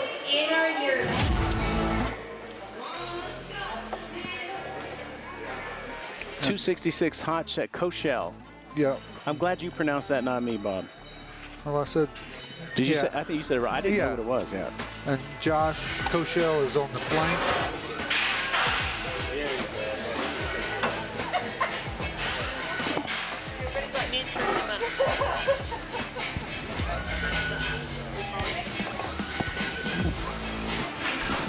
Josh has got the next, well, he had 21 Jordan, which we didn't get the lower third of, plus the next 2 bulls.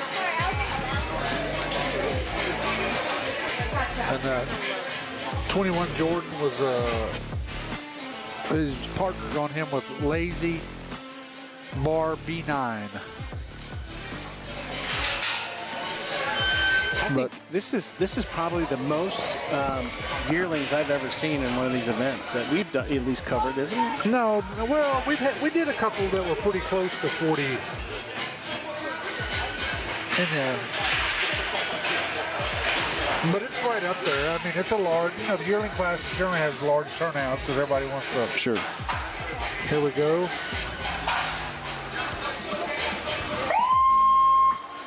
So, we'll have to answer a replay on that and take a look at that bull again. So you don't really see the leg extension, but he's kicking, sort of kicking out his belly a little bit, turning around. Sure, and we're talking about, you know, Randy mentioned earlier that explosive power coming out of the chutes, and that's pretty critical for those bulls to get the scores, is that they got to come out strong, they got to get the big athleticism there, full extension, whip kicks over the top, and this kind of really helps the overall score for each animal, which is obvious. It's the same way with any sport. Right. So next up is 259 Party Zone, again sired by X51 Gangster Party out of a Coachelle cow. And this is Coachelle Cattle and Phillips is his partner on this calf.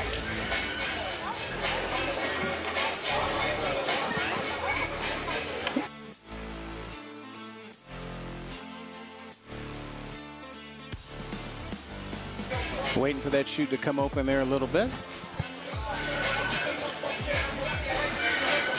That's Josh hanging the flank.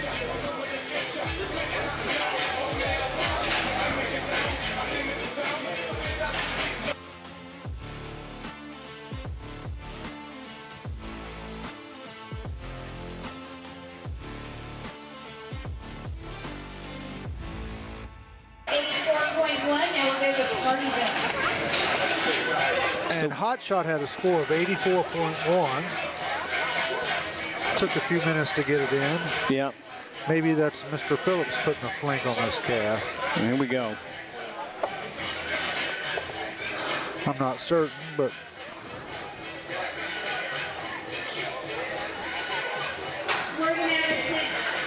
oh, just sort of run out of the gate. Yeah. I think they're going to get, that animal's going to have some points stocked just because it just came out of the gate and just kind of. He ran out before he found his spot. Start his turn back, but he'll have better trips. Sure. And that's the thing, folks. These are yearlings, so there's got many more years of competition, at least 4 more years of competition. Right. The 82 is Party Zone scored an 82 there.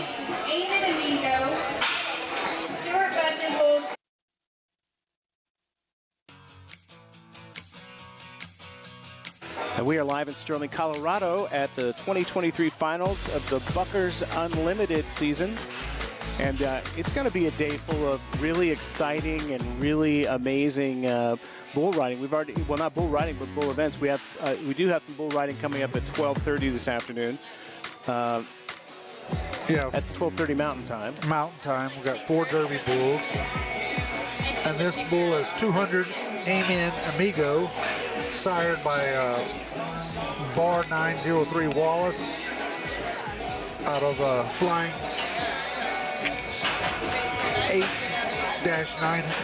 8 Bar 900.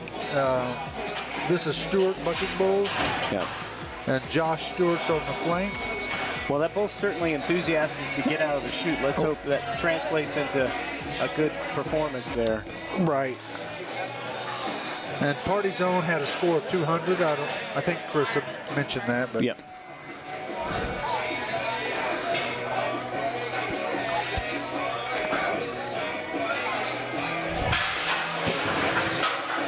Oh yeah. Oh yeah. I'm thinking an 88, 88 and a half on that. Big explosion out of there. Big hop, big extension. Here's the replay. Big first initial kick. his son out of Pawnee Ave 900. I think that's Great out. Guess what, Josh Stewart? You took the lead and you got into the 90s. 90.2. 90.2. So that is now the bull to beat for today. 90.2, that is the bull to beat. That is something else. That was quite a performance there. And I mentioned, when I was mentioning earlier, is that you'll know when you see the performance from a bull. When they're good, they're good. And even the amateur eye can see this is an amazing animal with athleticism, you know, their body's moving. And I always try to picture these yearlings with what it would look like in, you know, a year or two when we put a rider on and see how difficult it would be for the rider. Right. Like these are, like you mentioned earlier, these are just young yearling bulls. Impressive out just then, and you know, you get high expectations, if you will, Sure. for the future. Of, Sure. Or even his 2-year-old year, again, another year with the dummy, but the intensity increases, size increases. Sure. We're going to move to the right-hand chute right now. This is K99 Canode, sired by Dollar Bill Blue, 67 Dollar Bill Blues, out of a Canode cow, and this is Derek Canode. I think it's Canode. Yeah. Yeah, I apologize. That's the worst thing, I guess, about the live feeds. You don't know everybody's names and pronunciations. And we try hard, folks, and we apologize to the Canodes if we got it wrong, or the Canoods, or Canode. Great to see the excitement. So here we go. Josh Stewart knew what This is when we can listen to our stadium announcer and see if she mentions the name here. That is Canode. We got it right. K99.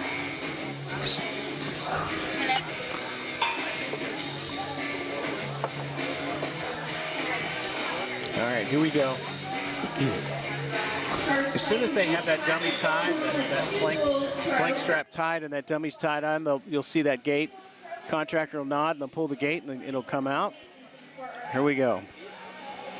And he keeps your goals at the top of the game. The best supplement on the market is 2 goals per performance fee. Bottom of the chute. The young bull's laying down in the bottom of the chute. Contractors, there you go. He got him up. At least got his back up. Oh, now he's back up. Now the calf is looking the right direction. So we look for that calf to look out in the ring. That means that calf is ready to go. Yeah. Oh, they got him a little excited in the bucket chute now. Now he's back down.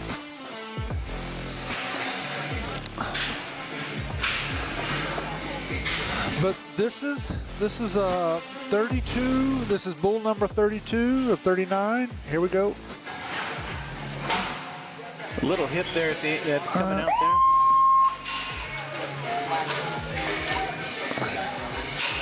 So, not a lot of intensity there, but bull tried hard.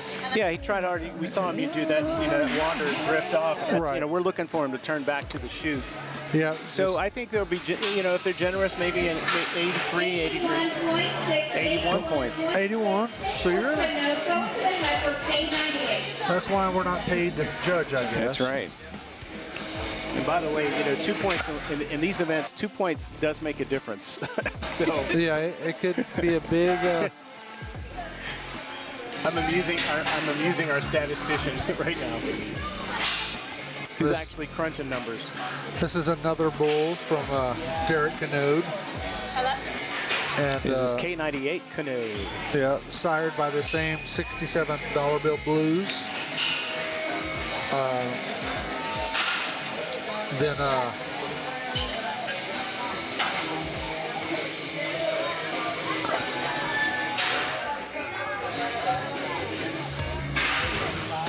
After this, we'll have 6 entries from Shippy Rodeo Bulls.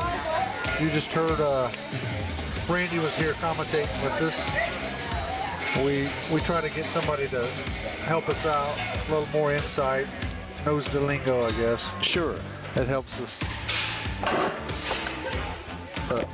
Canode K98, your last heifer of 2023. I love watching the heifers, not necessarily at home or my home. Oh, they said this is a heifer. So stressful. So. But I like watching others. They don't, on the sheets, they're not indicated bull or heifer, so the assumption is always bulls. Sometimes it's a bad assumption, but this is a heifer, this K98. It's we heard Tennille, the in-ring announcer. Here we go.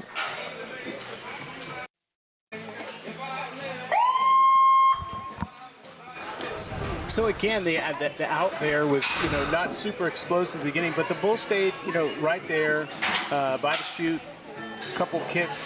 So we see that, but we're not seeing that full extension. We see that they kick those legs out and they're not fully extended. However, not horrible, but I'm thinking 84 and a half. 84 and a half for the K98. 84 and a half for K98 Canode.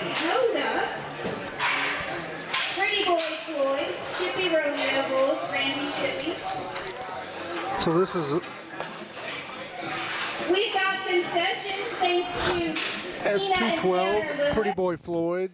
This bull is sired by MRC 78F Cowboy Classic out of a Shippy Cow 542. And full disclosure, that's Bob's bull, Cowboy Classic. He's a reserve champion 2 years in a row in the MBBA. And this young bull is the MBBA Reserve Yearling Champion. This is quite an animal. Right. The MBBA had their finals at the end of August, but this bull competed well all year, and Randy brought him up here to the Buckers, to Neil and Phil's event. Nice big kick coming out, explosive. There we go. Yeah, a little close to that 90. I think he hit that 90. That's going to hurt him on points. But it came out super explosive at the beginning. I think that was very, very Cowboy Classic in the way he delivered. Right. Yeah. And you'll see 4 of these Cowboy Classic sons buck today. They all sort of have a similar style. Yeah, and that's where we see the genetics really come together. It's a careful thing that when they're breeding these animals every year, they try to pick the best cow and the best bull together. They're looking at athleticism, genetics, bloodlines, and all those other things. So that bull scored an 89. So congratulations to Randy on that one. That's an 89. So that puts him in 5th. So right now we have S233 Extra Special, also Shippy Rodeo Bulls out of Cologne, South Dakota. And this is going to be coming out of the left-hand delivery chute as Randy's getting the flank on this bad boy over here. Yeah. Tell me about this bull. I don't know much about this one. Extra Special is sired by S329 Polar Vortex out of a 313 cow. This bull, I believe, is a top 10 finisher in the yearling race in the MBBA.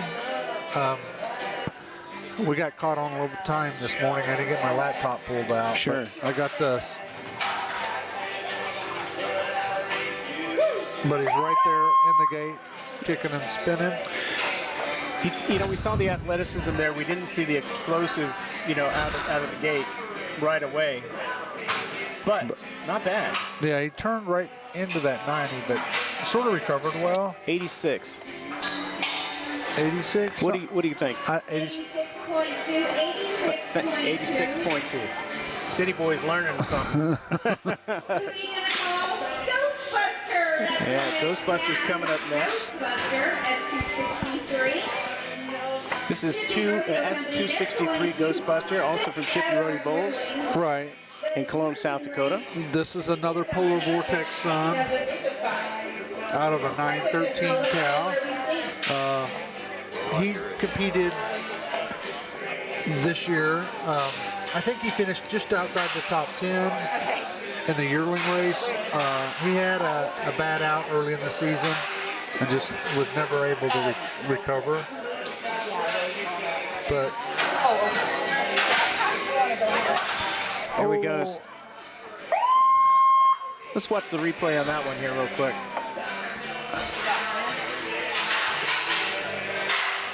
So we see him come out, a little kind of a hesitation as he comes out.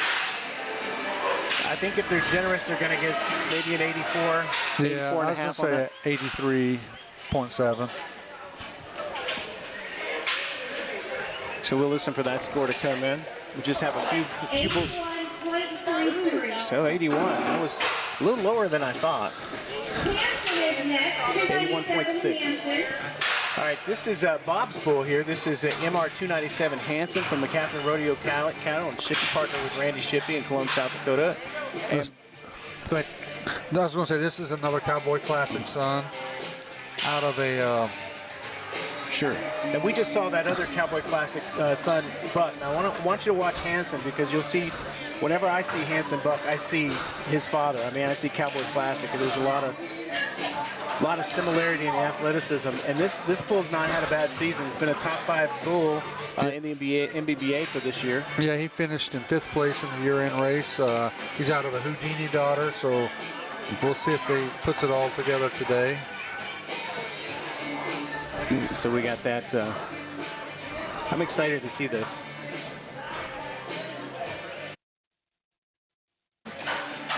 Comes out, little kick coming out of the chute. Big kick coming there. Interesting, he looks a lot like Cowboy Classic. So at the start there was a little rough, kick the back of the chute coming out, but we did see that full extension and some of that. Right now, So 75.9. I think that's a little low, Bob, but I'm playing favorites. Right. Well, the judges, that's why they're... 87.4 is what it takes to get into the money. Wild West Show. So I think what she just said, 87.4 keeps you in the money. Yeah. So, Yeah, so they're paying 10 holes on this. So that's what's going on. Okay, I got you. Here's another Cowboy S21 Wild West Show, another Cowboy Classic son. This bull is sired by whom, do you know? Cowboy Classic. Oh, it is Cowboy. Yeah. Oh, you just Yeah. said that. A Cowboy Yeah. Classic, sorry. I looked away for just a second. I didn't have it loud enough to see. You ever heard that expression? Right. Here we go. So we're in the left-hand delivery chute, S21 Wild West Show. Shippey Rodeo Bulls, here he comes. A little stumble there. A little stumble. Can't decide which way to go. Yeah. I don't think we're going to see the score Randy wants out of that bull. No, but you know, hauling them here, they got that hauling experience. They'll it'll set them up. It'll help them for next year. So we have 2 more animals in this class. One more. Yearling, one more in the yearling class coming up. Yeah, we're going to switch over to the other side. Going to be in the right-hand delivery chute. This one is also a Shippey, is it not? It is. This is a S20 short stack. We'll Okay. get the lower third up. S20 short stack, Shippey Rodeo Bulls. This bull finished 6th place in the yearling race at the NBBA. 83.6 for the Wild West Show. Short stack is up. 83.6 on that last bull. Go to 5 events. So it's not in the run for the average. So I can tell you, we've got them. The top 5 in the average. So we're waiting for that bull to come out of the right-hand delivery there. And again, we apologize for music that you're hearing in the background is totally incidental. We do not own the copyrights or claim the copyrights to this music. We apologize if that creeps into our broadcast. However, we do use our own licensed music with our broadcast. It is licensed by Who Did That Media LLC, our parent company. So as we go back to the right-hand chute, they're getting ready to get that flank on and the dummy tied, and they're going with S20 short stack. Let's see how this goes for Randy. You can always tell Randy when he's in the back of the chute with the whooping and the hollering and the waving of the arms.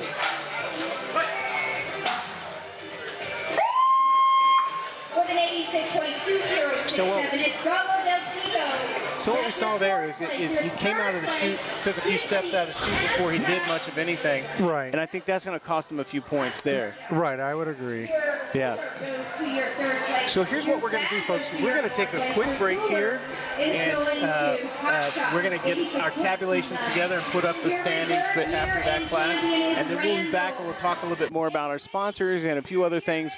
But the live bull action continues from Sterling, Colorado at the 2023 Buckers Unlimited Finals. Stay with us.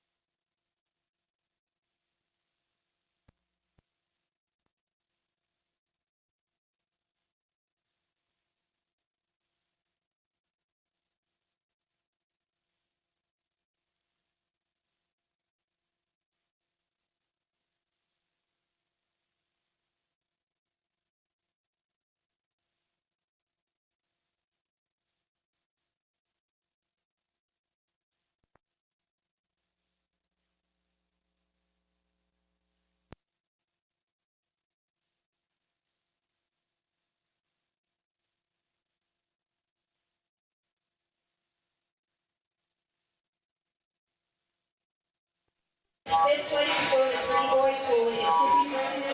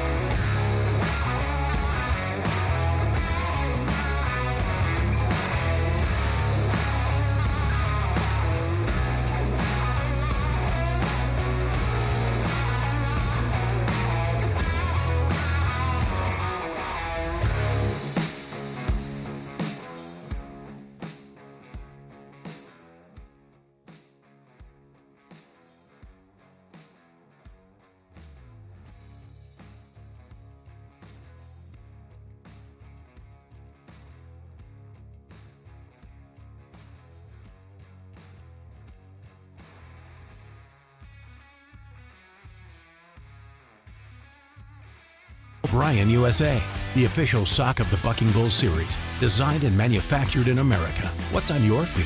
Local sponsors include Cinch Jeans, Boot Barn, T. Rice Mortgage Inc., Bucking Bull Pro, Two Bulls Pro Performance Feeds, Skyline Silversmiths, Quicksand Photography. Production assistance provided by TR Cattle Company, Buckers Unlimited.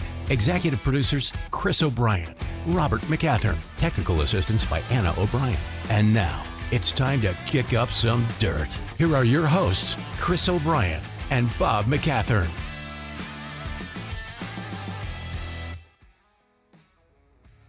WDTM Sports proudly presents the Bucking Bull Series, live from the 2023 Buckers Unlimited. To start with juniors.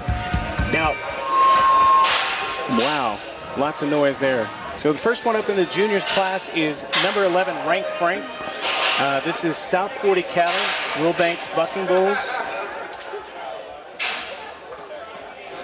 And Slayton, I guess it's Slayton. Slayton Will Banks. Will Banks is the applying the flank. Now, so juniors is what? This is going to be 18 and under. Okay. Or maybe 17 and under. Gotcha. Depends on when your 18th birthday was, I guess. This is, so we're talking about the juniors would be flankers. Yeah, it's the young kids. Okay. Or teenagers. And like this one, it looks like somebody's helping Slayton over the top rail there to with his flank. Oh, here we go. Here we go. Starting out tough there with a little hitting the back chute and the hip and the chute coming out.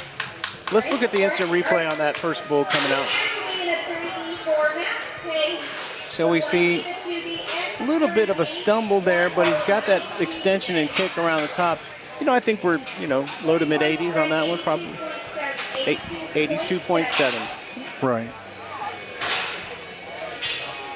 Austin Katie, 567 Bar J. Dallas Haley on the flank, over left BSK. So as you know, it's interesting. This is unlike any other sport, especially when you're doing it from the point of view of a live broadcast. It is like, I have to tell you, it's like trying to run on ice because there's constantly change. Everything we're doing, like we were just talking, and you got bull riders on their way to ride their bulls. They're not here yet, so therefore we're going to move things around. So bear with us today. We'll have Bob and I are going to be moving as fast as we can to make sure we're giving you all the information we can give you. A lot of times we're getting it right when you get it. In the left-hand delivery chute right now, we've got 567 Bar J from All for Love and BS Cattle. Austin Cavey is the junior who's flanking this bull. And so when we're doing all that shifting and adjusting, sometimes we forget to move the camera to the right. It happens. Literally, not to make excuses for ourselves, but literally there's 10 things going on and 3 people covering it. So it is like stirring the pudding, as they say. Yep. Lots going on there. This bull was sired by 86Y Finger Roll, a good competition bull,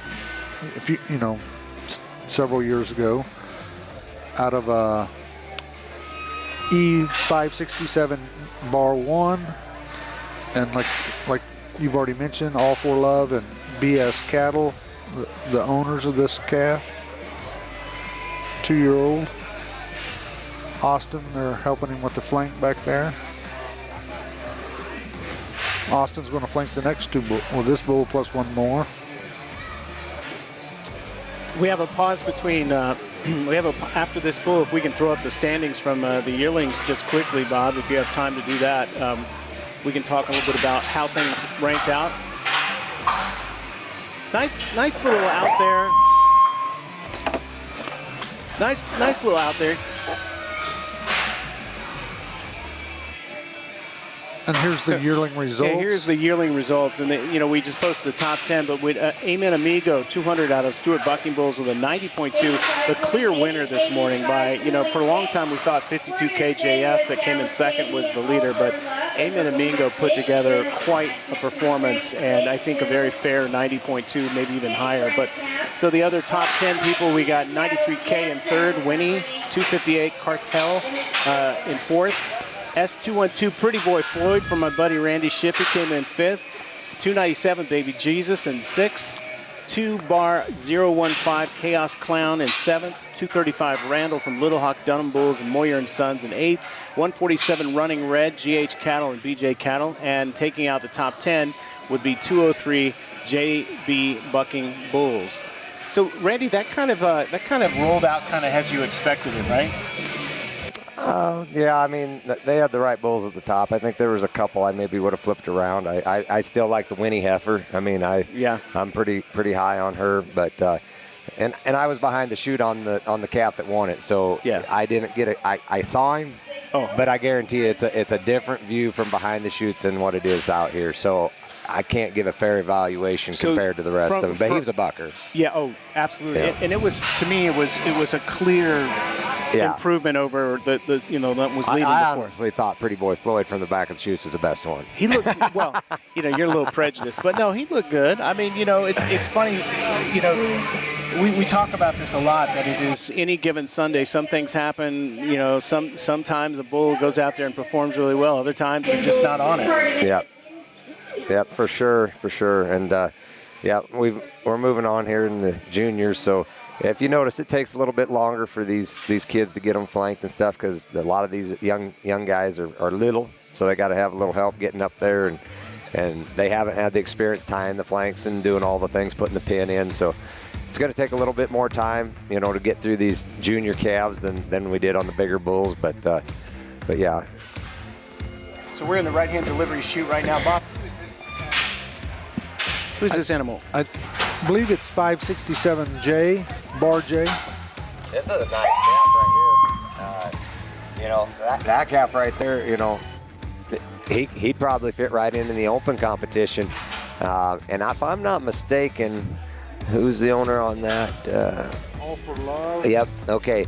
That calf, I'm pretty sure that calf won the junior event at TR Oilfield Bash. I'm pretty sure that's a calf that won the event. Well, just got a score of 88.5 yep, on that one. 88.5, yep. No, that's, like I said, that's a calf that could fit right into the open class and compete against the big boys. So that last bull was 963J, Big Ball Bills, sired by Page F19. We had the wrong lower third up. Okay. So this is... Holy smokes. Yeah, 183 Holy Smokes. Cochelle Cattle is... and Briley Cochelle is the junior that's... flanking. Yep. So we're coming out of left-hand delivery chute here over to the left of the Cinch Jeans out gate there. Yeah, and this is going to be Josh Cochelle's little kid here flanking. Josh was a PBR bull rider, and he's the one that's been hanging the dummies all day over here on the left-hand deliveries. He has a lot to do with Buckers Unlimited. I know he's one of the board members. And just a nice little bull right there, around to the left, just kicking, spinning, going through the motions. Like I said, not real intense, explosive, but just a really nice little bull, and gonna make just a really good rodeo bull. And I don't know, the calf looked like didn't have quite as much flank in him as that he needed. And sometimes that happens with these younger kids. They don't know, they can't pull the flank quite tight enough like an adult. And so that calf maybe is used to a little more flank when dad flanks him. Right. And maybe is a little better when dad flanks him. Holy Smokes scored 83.8 on that ride. Yep. And that's about right where he should be. He's just a solid, today's trip, 21, at the most, but closer to a 20. So that's probably right where he should be, right around that 83. So we're staying down at the left delivery gate here. This is 106, the Emperor, Weston Lopez, Crown D Cattle. This is 106, the Emperor. That's Danny Lopez on the flank.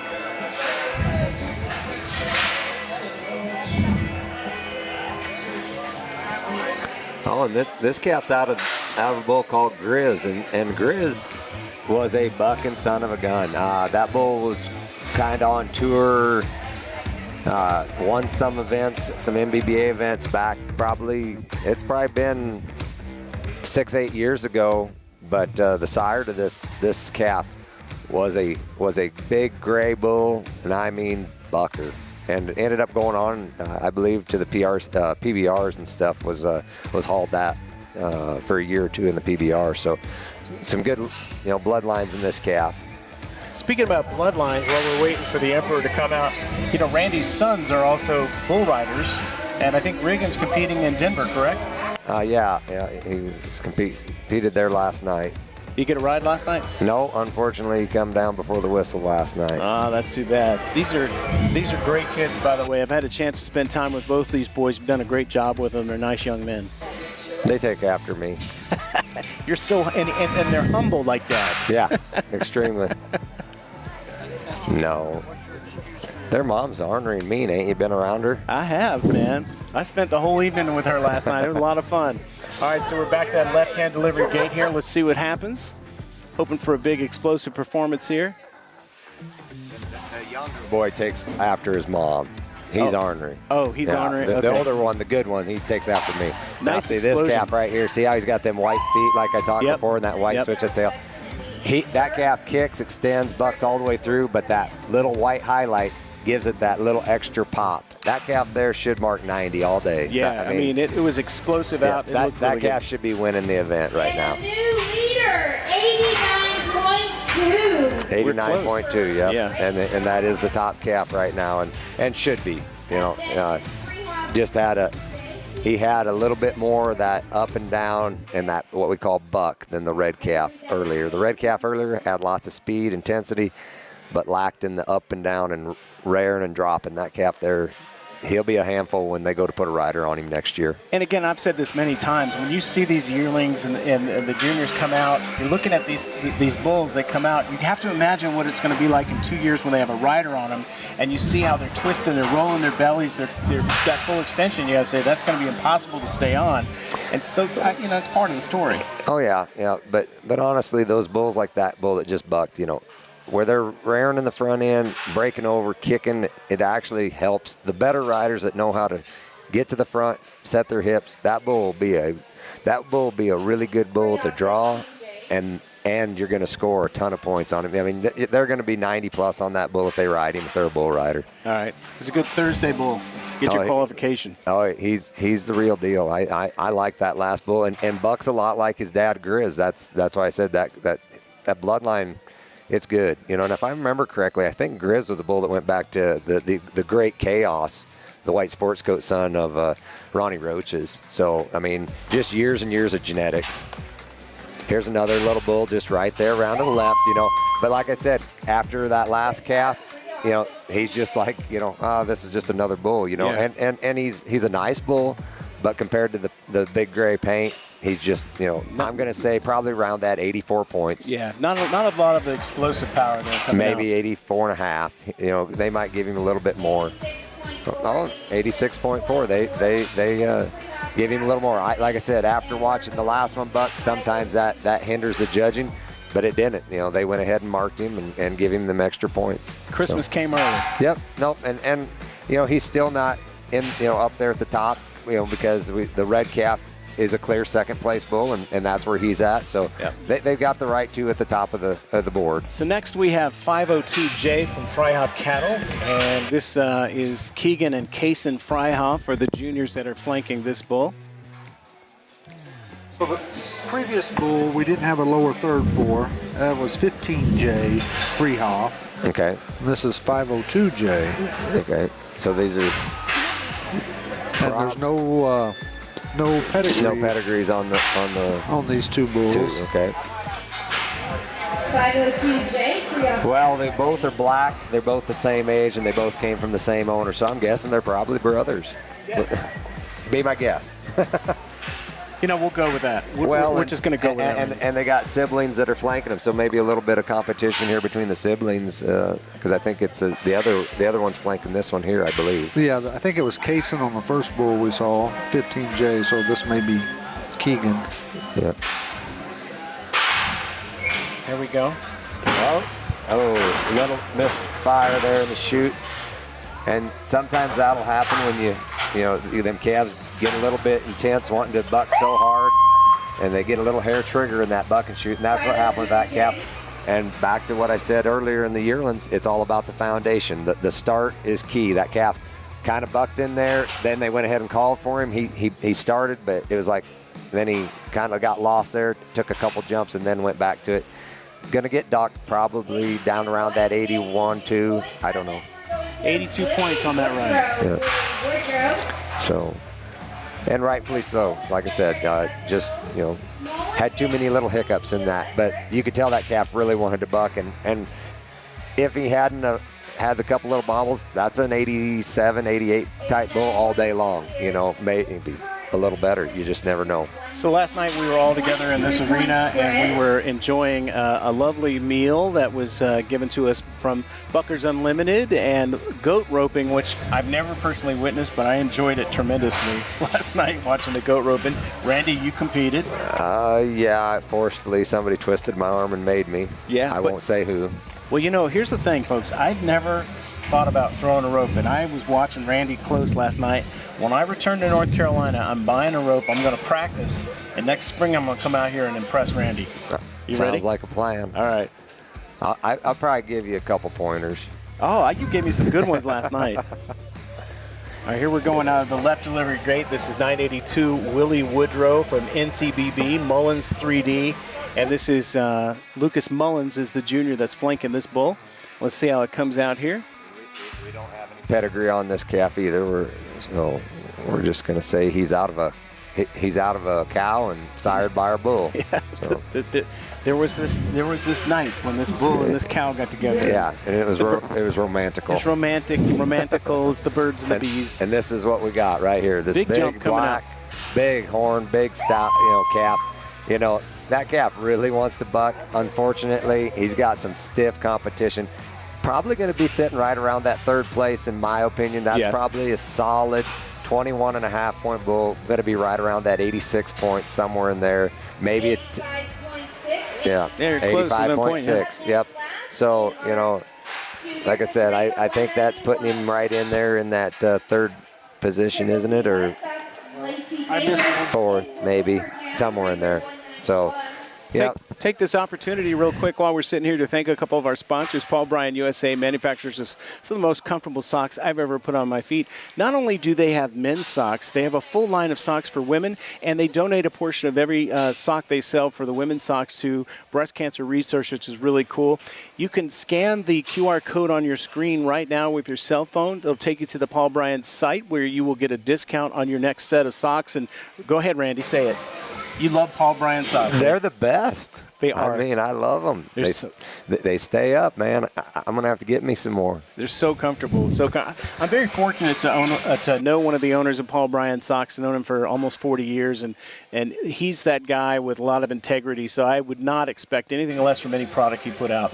So in the right-hand delivery chute here, we've got 191. This is Wrangler, Triple T Livestock. Lacey Taylor is the junior that's flanking this bull. Let's see what happens here. Lacey Taylor. This is going to be a son of Boomer, and out of the cow, Taylor, T19. And I misspelled Lacey's name. She's got an E in it. We're going to go straight into the Bills class after this. And I think they're just about ready to call for this calf. I think he's maybe against the back of the chute just a little bit. They're going to try to maybe stand him up and get him. Sometimes them calves will lean their butt against the back of that chute, and it'll cause them not to get a good start out of there. This calf, same deal, kind of took that extra step away from the chutes before he got into the spin. Nice little calf, just probably not going to be at the top of the leaderboard today. Right around that 84 points, probably somewhere in there, 83, 84. Good looking calf, though.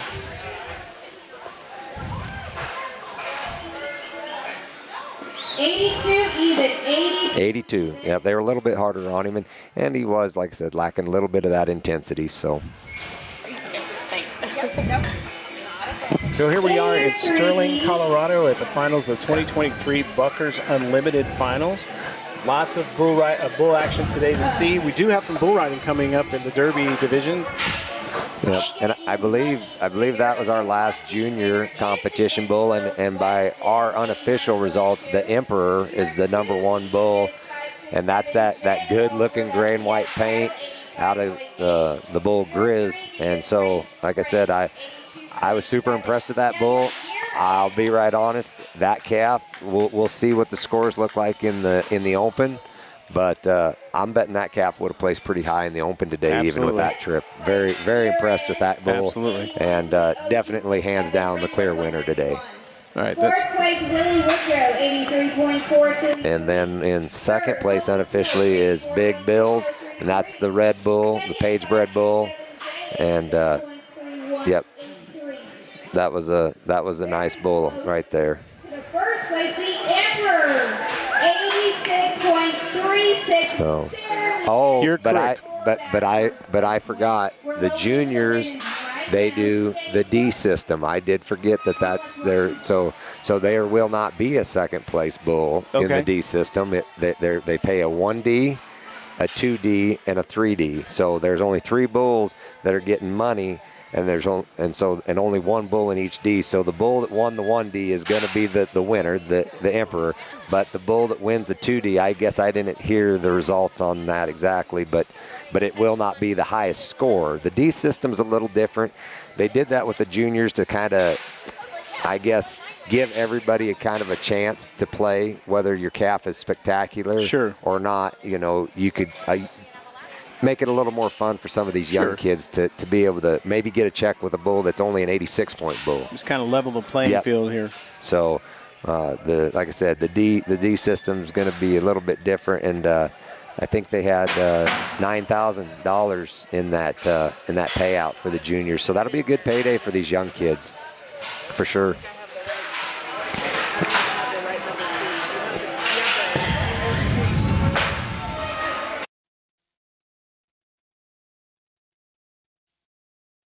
So we're double checking the scores to make sure they're official. Our statistician is putting them in together so we can pop that up on the screen and show it to you. Again, this is Right into the women's right now, it looks like. So this is Bulls and Bells, and so basically the way this works is all the people who are flanking the bulls are women, and you know, women are very active in this industry, and you know, Tennille Rice, who's one of our hosts, is a big advocate of the Bells and Bulls division, and so we're excited to see how this goes. First up, we've got 661 Wendell from NCBB, 3D Madrid are the contractors that partner on this bull. Coming out of the right-hand delivery chute. yeah, she's calling for this bull. Nice little brindle bull right there around to the right. Got lots of whip. You know, he's whipping really good with that hind end coming around. Maybe not kicking over top of his head and extending, but like I said, when you get that whip and that fade and that, you know, you're going to lose a little bit of that buck and that kick because when you're whipping and fading like that, it's a little tougher to keep your butt up in the air for a long period of time. So, nice calf. I'm going to say right in around that 86-point score, maybe a little bit more. We'll see what the judges say, maybe 87 in there. Yeah, it's interesting to see. So we're going to, Bob, we on the left or the right now? 87.1 for Whitney. 87.1, yep. And that's probably about right where I would have put that calf. Uncle Doug. We're going to be on the right-hand delivery chute right now. Right. With 101 Uncle Doug. Oh, I got the wrong. Yeah, there's a 101 Uncle Doug and a 101 Uno. So is this Uno or Uncle Doug? This should be Uncle Doug. Uncle Doug. And who owns this bull? CBD. Okay. I'm not 100% sure, but I almost wonder if this, you know, with that name, Doug, there was a bull that Cody Lostro had that come from pages that this calf might, who knows, go back to being down in this neck of the woods. You'll see a lot of these calves will go back to Cody Lostro's breeding program. He's done a lot with the embryos and AI and all that stuff with his Party Girl and a bunch of the bigger name bloodlines. Well, it looks like they're set now, getting ready to pull that gate open. The bull that came from pages that I'm thinking of is Dirty Doug was his name. This is a nice calf right here. Same deal, you know, little brindle bull out of the rights, you know, whipping, fading. you know, kind of not extending, got his butt up underneath of himself. You know, he's going to be right in there kind of with that last calf.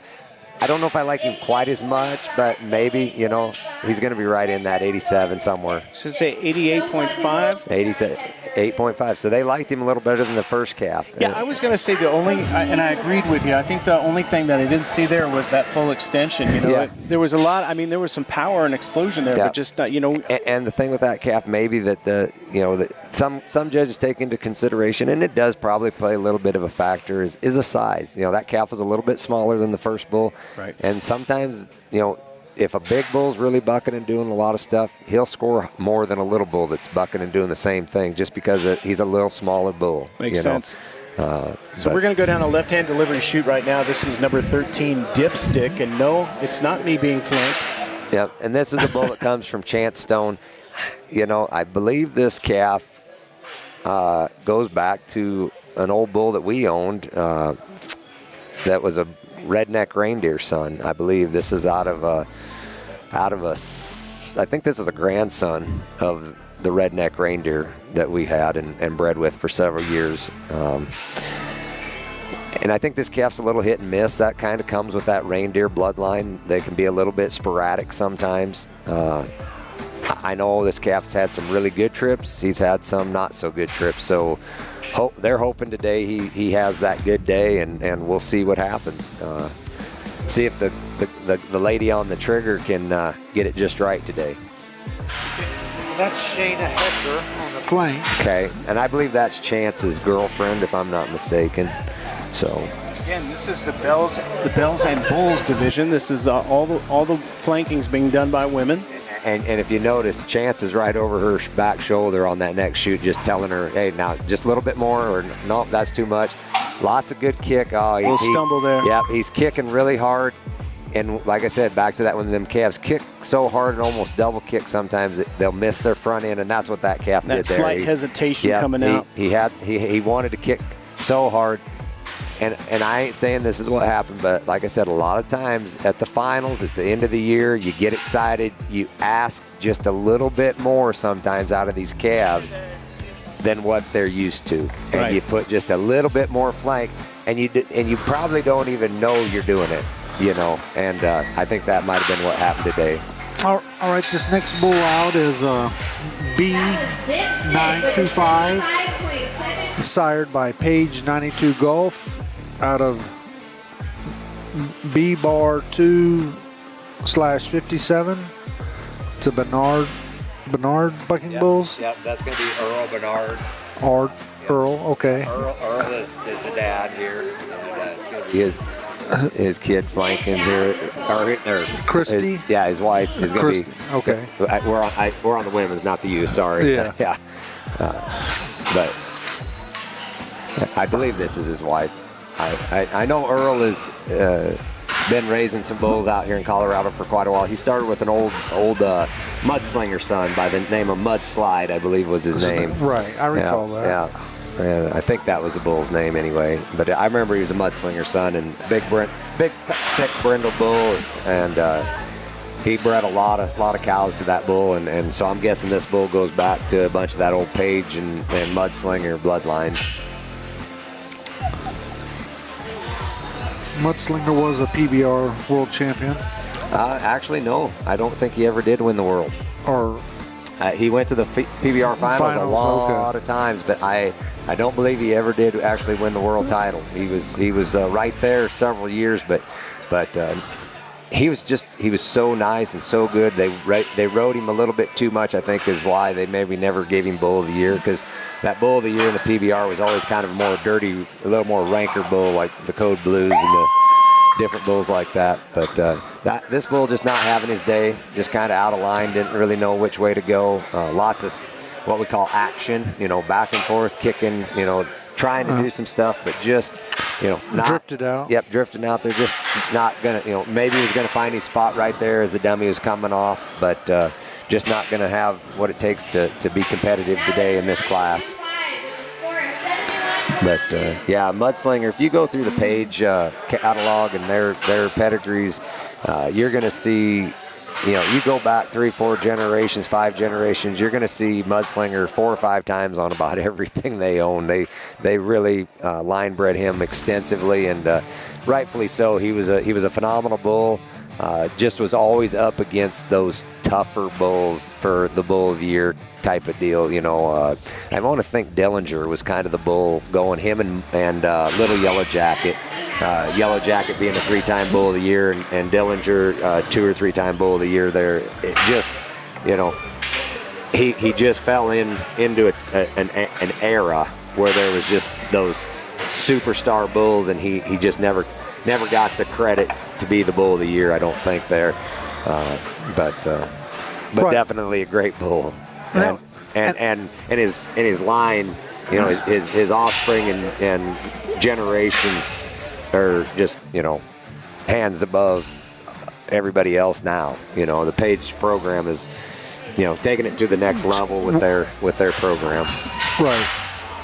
So we're going to go down to left-hand delivery. This is 101 Yep. Uno. Yep. And this is a straight cattle company. This is a Straight Jacket, son, and Straight Jacket was a phenomenal bull for Mitch Terrell, who just passed away tragically in a bad accident taking some bucking horses to a college rodeo down there in Texas. And this is a calf out of his great Straight Jacket. And Straight Jacket was a bull that went back to Houdini and the Great White Sports Coat, a lot of that old Rafter 7R program out of Cache, Oklahoma. So this calf should be, if I'm guessing, he's going to wind her up right there in the gate to the left. If he's like all the little Rafter 7 and Plumber stuff that I've ever been around, they do know how to spin. So we'll see what he can do here today in the bells, the bulls and bells competition. It looks like something's getting started here. Yep, right there, round to the left. Kind of a little boxy, not really spinning it up like I would like to see. But, now that I see this calf out here in the arena, I remember that calf. I had a little bull look just like him, we called Pow Pow, that we took to the ABBI World Finals a few years back. And I remember that calf from the oil field bull bash. My wife and me both seen him in the back pins and said, that bull looks just like Pow Pow. And so, yeah, I do remember that bull. And good little bull, just didn't maybe have his day today. A little bit, like I said, a little boxy. Didn't really wind it up into the spin like he normally does. Just got a little bit square with his bucking there. This next bull is Felipe. Yeah, this is Felipe. This is a big, good-looking, probably one of the prettiest rodeo-looking brindles that you'll lay eye on today. Comes from Tennille and TR Cattle. She's going to be pulling the trigger on him today. She loves this bull. This is her pride and joy. She's hauled this bull to a lot of our MBBA events this year. This bull gets in the air, cracks hard, kicks hard, bucks hard. Some days he turns back, some days he doesn't. When he turns back, he is all there, and he will be tough to beat. It's too bad his owner is not a nice person at all, because she's a terrible person. Well, Tennille is. Yeah, I don't know how Phil puts up with her, but I guess, Actually, folks, she's one of the finest human beings we know. She is an amazing person, lots of enthusiasm. She loves this sport. Oh, yeah. There's not a person here that's probably more excited to be here than Tennille Rice. She loves... we want to be watching the bull when we're watching this bull buck, but if you can glance at the back of the chutes while this bull's bucking, she's going to be clapping and yelling and she's in that screaming. turquoise shirt. Yep, she is going to be rooting on her baby as hard as anybody here. She loves her bull, and she'll vocalize it. Now, we were talking about Felipe last night. He had some chiropractic work done. Apparently his shoulder was a little whack. Got to visit with the chiropractor this week. So. Yep. And like I said, these people will take care of these animals better than themselves some days. They're gonna make sure they're fed and watered before they go out to eat. They're gonna make sure they're bedded down and good for the night before they go to the motel.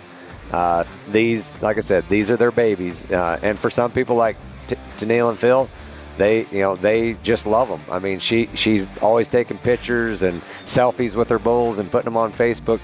They are her kids. It's a competition between Tennille and your wife, Jenny, who takes more pictures. And he does turn back today. and got that up and down kicking, and you can hear her yelling in the background. She's excited. I'm gonna pick on the bull a little bit today. Yeah. Not very explosive. Yeah, he lacked a lot of that intensity that he usually has. Usually he explodes out of there, kicks hard. Like I said, I'm going to blame a lot of it on the water here because, you know, that water smells like chlorine. It's got a chlorine smell. It almost smells like a swimming pool. And these bulls just, a lot of them are gant, drawed up. They're just, you know, I think, like I said, a little dehydrated, and we're not seeing that explosion out of a lot of these calves that we normally do at other events. So, but as people become fans of this sport, you just need to remember these names, though, these bulls, because you're going to see them again, and you'll see them on a day when they're just explosive, and they'll blow your mind with what they can do. Yep, I guarantee you, if we have some derby events at the MBBA next year, that bull will be there. You know, absolutely. Tennille, she'll be hauling that bull up to our events in South Dakota to try to get a rider to get on him, because she knows that bull will be a better rider bull than he was a dummy bull. Some bulls perform very well with a dummy from day one. Right. Some bulls, it takes some time to mature into their, you know, they don't buck with a dummy till they're almost 2. And then you have some that they never really get into a set pattern and really want to buck until they get a real rider on them, because they know, hey, you know, this dummy, it's no big deal. And they just don't perform to the standard that you need to at these competitions. So while we're waiting for this next bull on the right-hand delivery chute, which is 16 Jordan from Jordan and Cashel Cattle. Koshel Cattle. Yep. We've got to thank our sponsors again, Jerky Pro, delicious jerky that you love to eat. And Randy and I are both particular to the teriyaki flavor, which is yummy. Yep. Also want to thank Paul Bryan USA, who makes beautiful socks for men and women. I can't recommend them more. And if you can just scan the code on your screen for Jerky Pro, you get a nice discount on there, and also the same for our friends at Paul Bryan. We'll talk more about them in a few minutes, but let's get back to the action in the arena. And like I always say, they're both made in the USA, and you can't go wrong with made in the USA product. You may pay a little more for it, but you're supporting American products. That's correct. And the Paul Bryant is based out of North Carolina, which is bull here. He's given her a little bit of a fit here, Jordan, in the chute, and there he goes. Now he's coming around right there. Good looking bull in the gate to the right. Pretty spotted bull. You know, back to, like I said, going through the motions, lacking a little bit of that speed and that intensity that we're, you know, really wanting, but, you know, still a nice bull, probably right in that 86 to 87 point range, somewhere in there. Yeah. But I was mentioning, you're talking about American-made products, that the Paul Bryant socks are made in North Carolina, which has a over 200-year history of textile manufacturing and things like that. So it's handed down to generation to generation. Yeah, the last bull was an 85.9, so 86. I was right there. Yep. And I believe that's our last. Was that our last women's? That was the last women's. That's the last women's. So we're going to be rolling into Futurity next. Well, I don't know. Are they going to do the Derby? They talked about doing. They're going to do Derby after Futurity, I think. After the Futurity or after that bull there? She said that they were going to roll into the Futurity right now. They are, okay. Second bull, 87.10. I know we were having some issues with, you know, making sure we had bull riders here and stuff at a certain time to get on the Derby bulls. So we have a bull rider, I think, that was en route. So what we're going to do here real quick is going to take a quick break while we rack everybody up in here and get the bulls and the chutes getting ready to go. And we'll get our stats together, and we'll be right back in just a moment.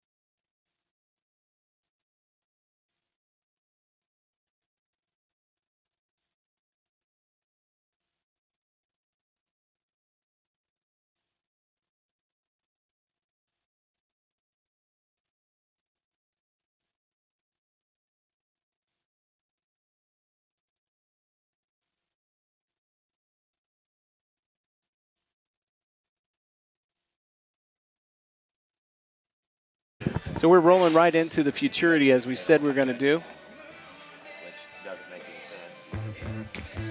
Coming out of the right-hand delivery gate, this is Rouler Avec, 20 Rouler Avec, French name, all for love. I'm glad you can pronounce it because that don't look like anything I could write. That's some fancy stuff. Yeah, Rouler Avec. I don't know what that means, but do you know what that means, Is it kind of like Joe Dirt?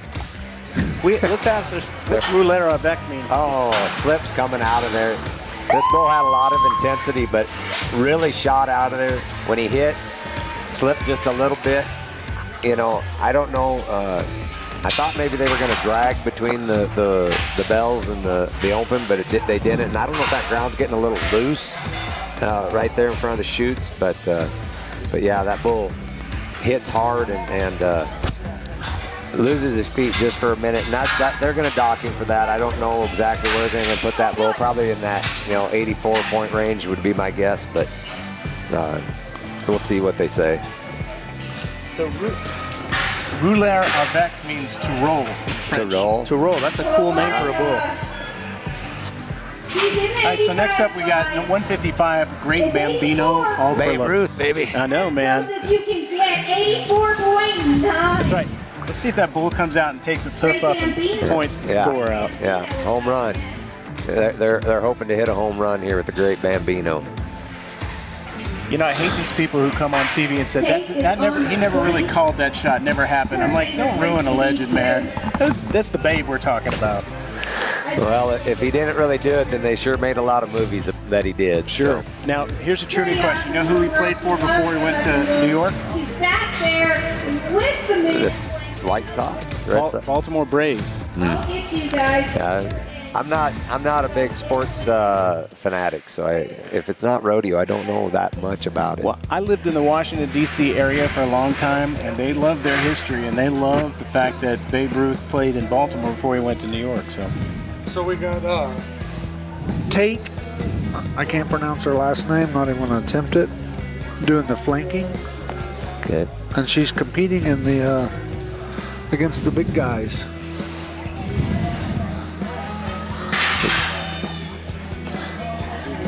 Left-hand delivery here. Hey, she's over there. Like, her bull. Look.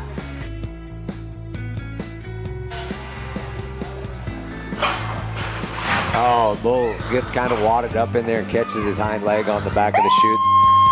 You know, throws him off a little bit. Still turns back right there to the left. Got some up and down, lacking a little bit of that extension that we talked with them hind feet, kind of underneath himself a little bit. But nice bull, you know, probably going to be right in that 84-point range, I'm guessing. Maybe.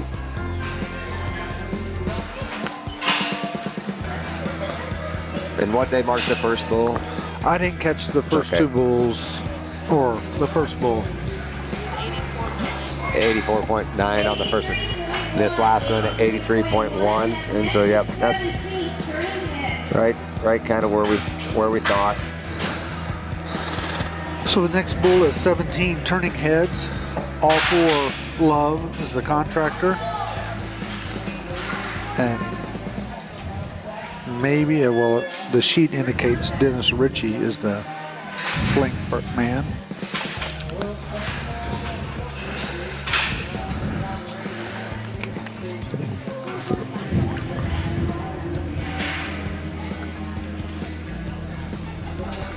We're paying 2 bulls in the women's class. Did I tell you this? I told you that, but we haven't talked about the hearing. So at the end of the day, we're going to be able to actually post all the, with our statistician Anna here, she's put together all the scores, and so at the end of the day, we'll be able to post all those up on the screen so you can take screenshots or whatever you want to do. But of course, you can watch this stuff again and again. It'll be hosted on the Buckers Unlimited Facebook page. It'll also be available on WDTMsports.com. Also, on if you go to YouTube, at WDTM Sports is our YouTube channel, and you can watch it there as well. So we're back to the left-hand gate. This is number 17, turning heads. All right. Yep, and this is an all for love cattle.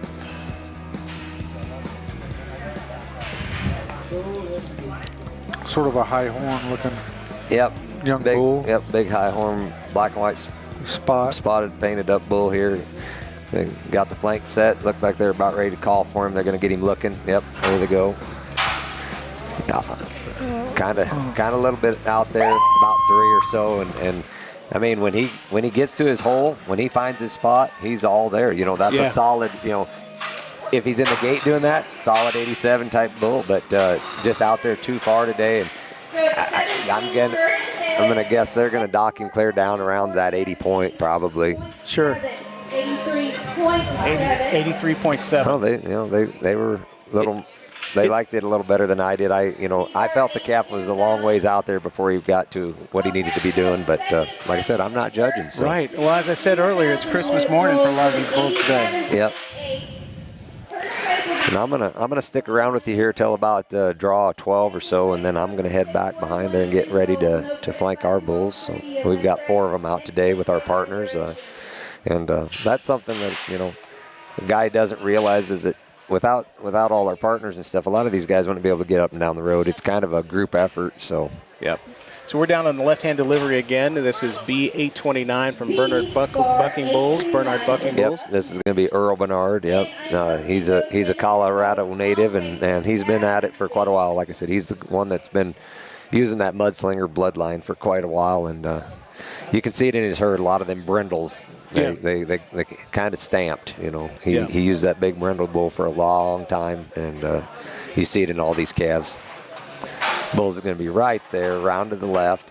Kind of. You see how he's got them white hind feet. Yep. They just stick out at a guy. Like I said, I don't know. Maybe I'm the only one that sees that and thinks that, but no, I agree. I mean, it really draws your eye to it. Draws your eye to it. Yep. So that's maybe an 86. I don't think they're going to be quite that high. I think he's lacking a little intensity. Probably 85.5, maybe. I don't think they're going to get quite up to that 86 just because of the speed that he was lacking. Yeah. But still a nice bull. Oh, look at you. Look at you. Hey, they liked him a little bit. They liked the last one a little more than I did. So maybe. Well, I call that the Christmas morning formula I'm adding. Well, and, I don't understand it, but I have noticed over the years that when these guys start rolling into the 2-year-olds, they start to mark these 2-year-olds a little more than the yearlings. And I've never quite figured that out. They could be having the same trip as a yearling. The yearling will be an 88, but the 2-year-old, they might mark an 89. Sure. And like I said, I don't know, you just see that the scores tend to get higher with the age group. So yeah. This is B8111 from Bernard Bucking Bulls. Yep.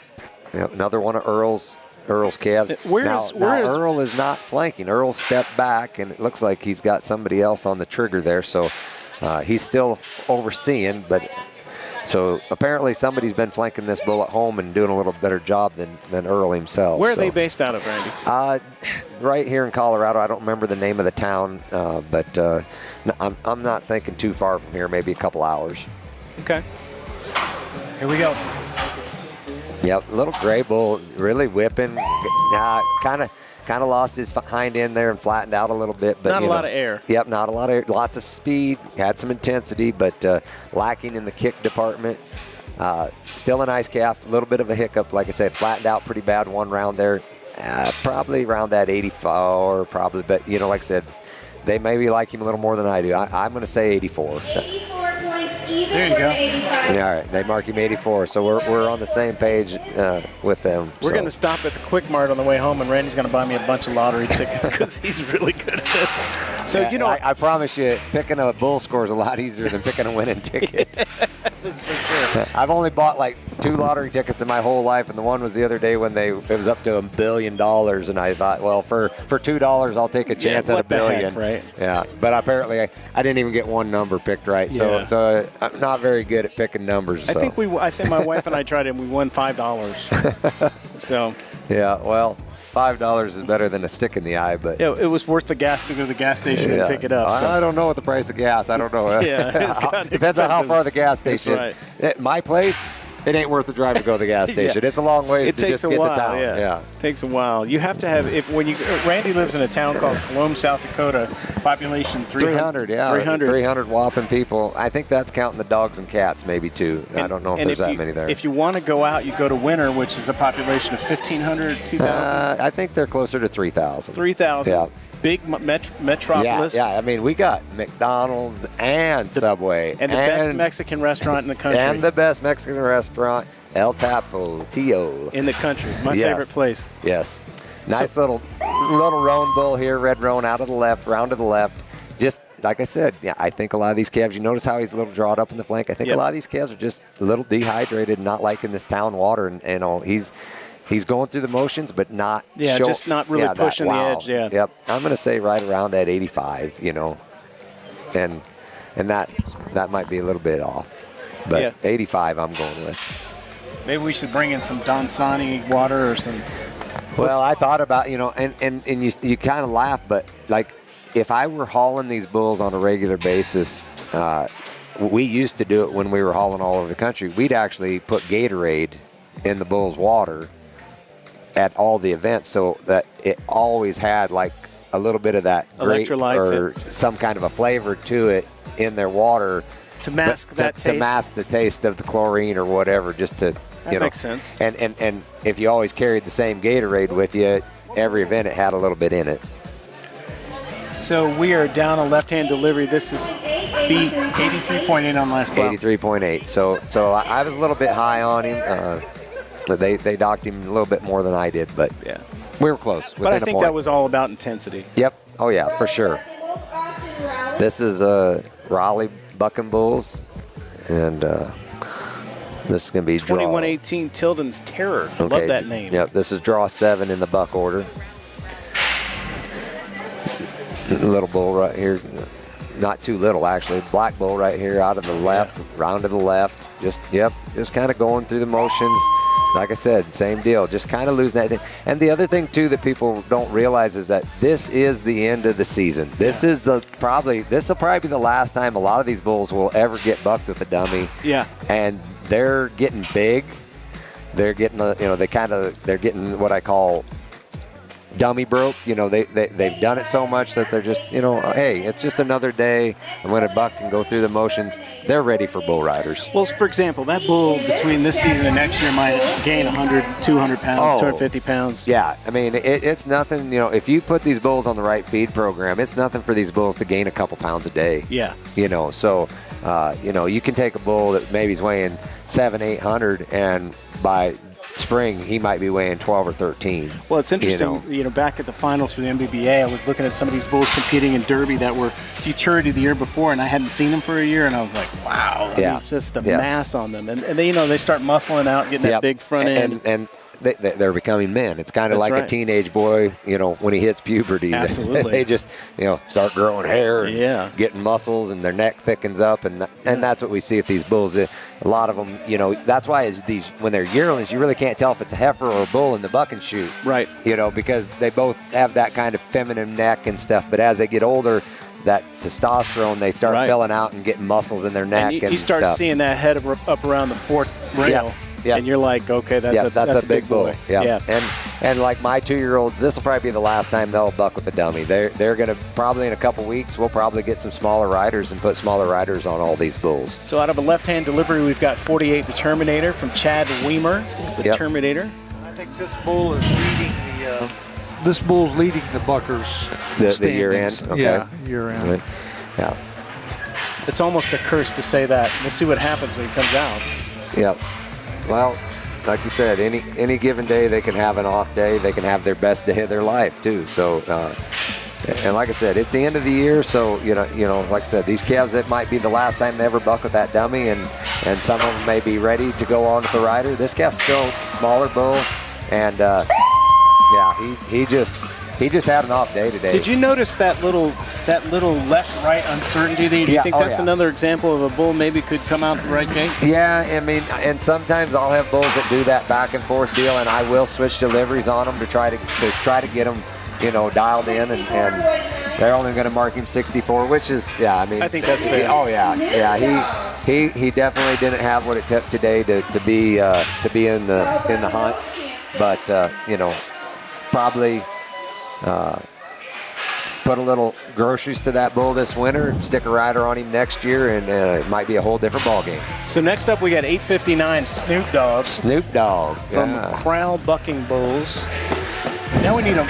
You know who? You know these people are from Colorado. You know what they do out here. What? Oh yeah. Yeah, Snoop Dogg. I mean, come on now. Yeah, I will say that I've smelled it a few times since I've been out here. So yeah, you know who? How Snoop do you Dogg, know what it smells like? I went to college. So you know Snoop Dogg. You know who Snoop Dogg's tight with Martha Stewart. Did you know that? Oh yeah. So we need to get a little heifer calf named Martha Stewart. Yeah. They'll probably name its sister that next year. Yeah. You know, naming the bulls is I think that's one of the, excuse me, you want me to set your hat up here? No, I'm good. Naming the bulls is, I think, one of the fun parts. I mean, you guys always have great names for your bulls. Well, and a lot of our bulls, you know, a lot of people say, well, you know, why'd you name it? There's usually a story behind most of these bulls and why they have the name they have. You know, prime example is the two of the 2-year-olds we have out today are Pearl Cloud sons, and they're twins.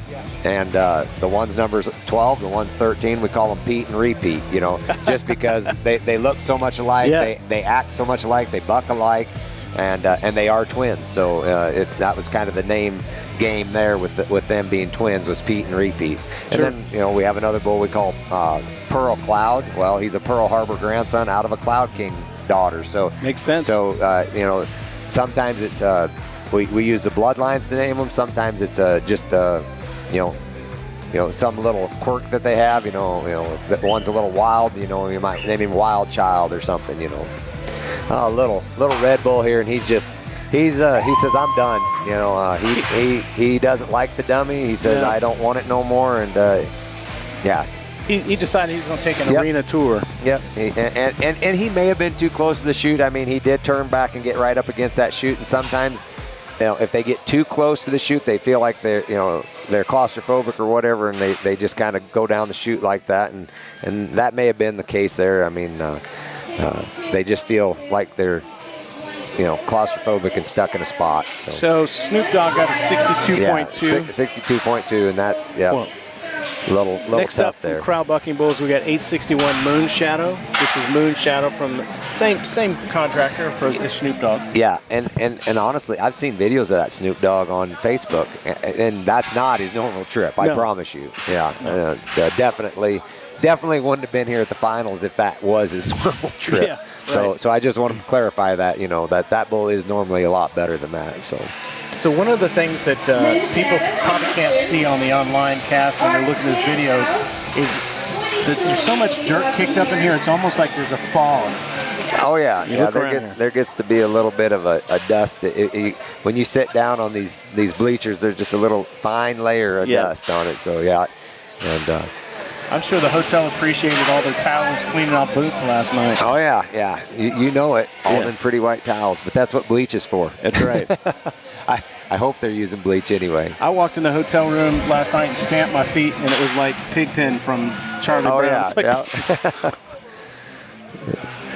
They don't make good cartoons like Charlie Brown. No, they don't. I love Charlie Brown. I love Charlie Brown. So let's see what Moon Shadow's going to do for us out of this right gate.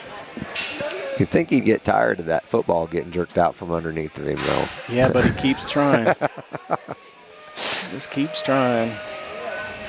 That's supposed to be a lesson in endurance, but I don't know. I think I might have kicked her in the shin after a time or two. That's right. Another little bull just kind of got a little bit lost today, and same deal. I've seen videos of that calf on Facebook, and definitely not his normal trip. That bull is usually right there and pretty good. Today he goes out there 3 or 4 before he turns back and does it. You know, going to be probably high 70s, somewhere in there, you know, around that 78, 77, you know. When you see that chute come open and there's that just half a second hesitation, and they like that. In that case, he had that little jump. Yeah, you're right, 78.7. And Buck Scuffle, he's up next. So Buck Scuffle, we've seen this animal before. This is 111 Buck Scuffle from Diamond F Cattle and Moyer and Sons, and coming out of the left chute, I believe, down here, left-hand delivery. And this bull here has been just rock solid all year. This bull won 2 MBBA events. I placed at a bunch of Buckers events, placed at some ABBI events. I mean, this bull, I think, placed up in Minnesota at a Platinum Bull event. I mean, this bull has been road tested and proven, and going to be right here around to the left, just gassing it and getting it around there to the left. Maybe lacks a little bit of the kick, but he's got lots of speed and intensity. And right there, you know, he's just going through it and doing it just like you want it. And honestly, I think that's the best trip I've seen him have for a while, as far as the kick-wise. He was getting that butt up off the ground a little more. And honestly, that bull looks a little ganner than normal. That bull's usually a lot fuller. Might be that the water being bad was a benefit to that bull. It drawed him up a little more, so he wasn't packing that extra weight, you know. So I want to mention the Bucking Bulls has some great local sponsors: T. Rice Mortgage, Boot Barn, Pro Performance Feeds, and also I think I can't even see it. It's Bucking Bull Pro. It's getting kind of cloudy in here. Yeah, they marked that last bull in 87, and I had him 88 on my little brain here, so we're right in there. We got another Moyer and Son bull coming up, Millhouse, and then I'm gonna probably head on back behind the chutes after this bull bucks. We'll maybe do one more after him. We'll see. They're not rolling through them so terribly fast. I probably got enough time to get back there, so we'll because we start out with ours. We've got 2 lefts of mine and then our 2 rights, so we'll. 109 Millhouse from Dunham Bull and Moyer and Sons. Yep. And I don't know that they've hauled this bull up to our events this year. This is a bull I don't know that I've seen at any of our MBBA events. So yeah, not familiar with this animal. No, I'm not either. And I don't know if that means he's better than Bug Scuffle or if he's not as good as Bug Scuffle, because the Bug Scuffle bull's been, like I said, he's been getting hauled. So yeah, we'll find out here in about 2 seconds. Okay, yep, he's just right there, rounding around to that left. I mean, just a good, solid little bull. Almost kind of in the same kind of tracks as Bug Scuffle, maybe not quite. Sure. But I'm going to say that's a 87-point kind of bull right there. I mean, pretty good extension on the kick, yep, and pretty solid. 85.8. 85.8. I thought maybe he's a little bit better than that, but like I said, that's why I'm not judging. So that's right. They don't want me judging. And then we're going to go to our last Moyer and Son bull here, and this is going to be Thunder Toes. Now this bull here, we did see him at a couple MBBA events this year. I'm trying to remember. I think did he place at any of them, Bob? No, I don't think he placed it in him, or if he did, it was like right out of the money. Yeah. Big, soggy red bull out of the rights here. Dark red bull, and I'm just trying to remember him. I mean, I remember the bull, but it's just not like he sticks out in my mind. So I'm guessing he's just a solid bull right there, around to the right. Good page-bred bull. So they're partnered up on this bull with Royal H. Royal H, okay. Looks like he's leaning, maybe? Yeah, he's against that backside a little bit, but there he is, going to go out a couple and around to the left. We've seen that today. I tell you what, that bull bucks. I mean, I'm not going to dock that bull a lot just because of the extension and the breakover on that bull. I'm still going to say 87.5. I think so, at least. Maybe 88, because he went out a couple, but he was bucking hard going to it. So 87.5, 88, somewhere in there. Solid bull. Solid bull. Thundertoe is somebody we need to keep an eye on, see what he looks like next year. 86 points. Boy, 86 points is all. Now, I liked him better than that. You know, they docked him for going out. I liked him. He was bucking 86.8. Okay, so we weren't off by much. 87, 86.8. We're close. But I feel the Christmas charm is wearing off suddenly. Well, I hope it don't wear off on mine. So anyhow, I'm gonna leave you there and head on back. But the last thing I'm gonna say is I'll bet you watch out for that Thundertoes next year as a 3-year-old. Yeah, that's gonna be a bucker. And Colton's already asked me when our first rider event is. So I'm betting he's already making plans to be at our first MBBA Derby with that bull. So awesome. We'll be back. All right, Randy, thank you so much. So now we're going down the left-hand delivery chute with 122 baked out from JB Bucking Bulls. And get the flank on this bull.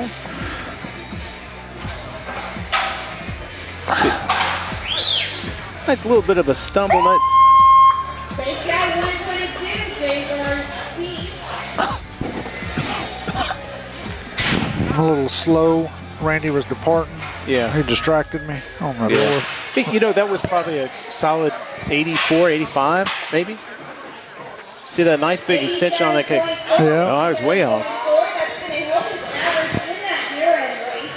Up next, 87.4 is the official score on that animal.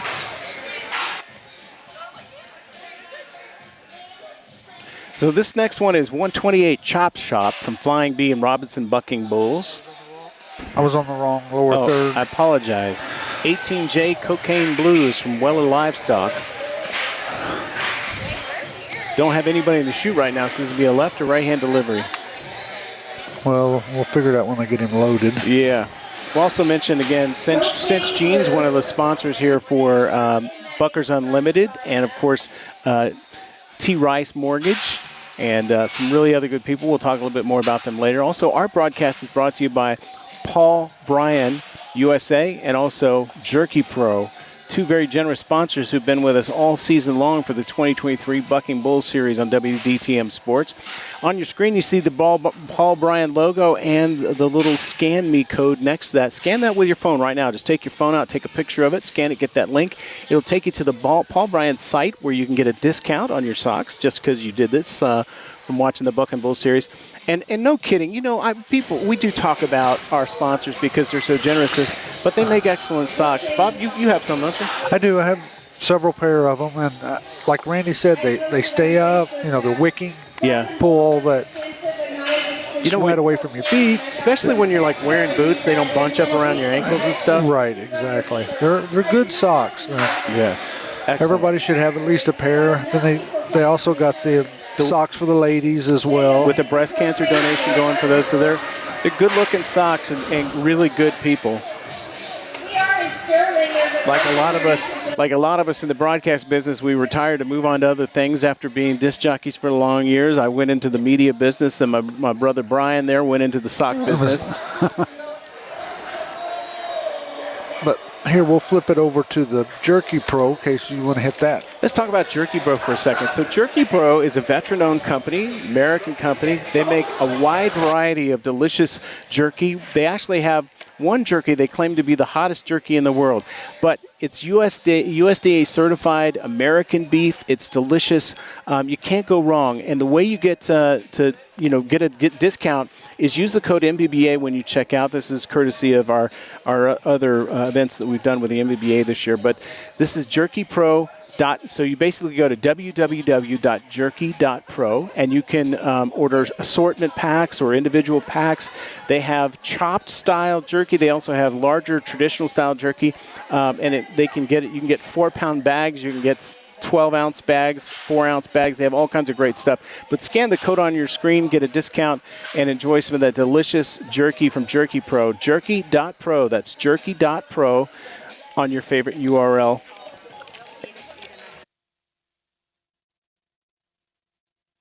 I've just been instructed that I needed to eat an M&M. So here are the standings on the yearlings. Yeah, this is just a recap of the yearlings that we bucked this morning in case you're tuning in late. But this is the top 10. The full results are on the Buckers Unlimited Facebook page. But 200 Amen Amigo from Stewart Bucking Bulls won it with a 90.2.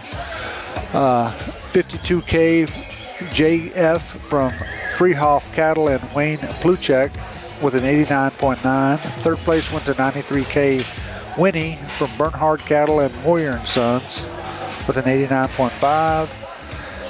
258 Carthel from Carthel Cattle Company with an 89.4.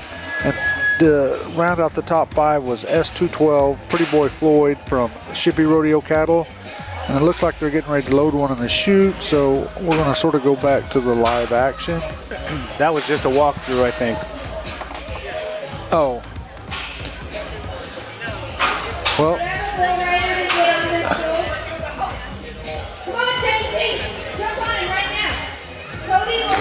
So number 6 was 297 Baby Jesus from Benedict Bucking Bulls and BJ Cattle with an 88.5. 2 bar 015 Chaos Clown from G&H Cattle and BJ Cattle, 88.1. 235 Randall, Little Hawk Dunham Bull and Boyer & Sons with an 87.4.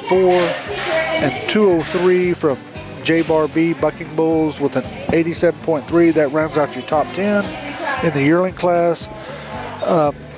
You look at these scores, these top 10 scores. I mean, these are legitimate scores. When the scores are going in the top 10 from 87 up to 90 points. I mean, that shows you how tight this league is and how great the competition is in this league. Right. So coming up next in the left-handed delivery, this is 18J Cocaine Blues from Weller Livestock. Weller Livestock 18J Cocaine Blues. I thought we already saw this one, didn't we not? I might have flashed it up, then we put up the yearling. Oh, I apologize. At least that's what I hope I done.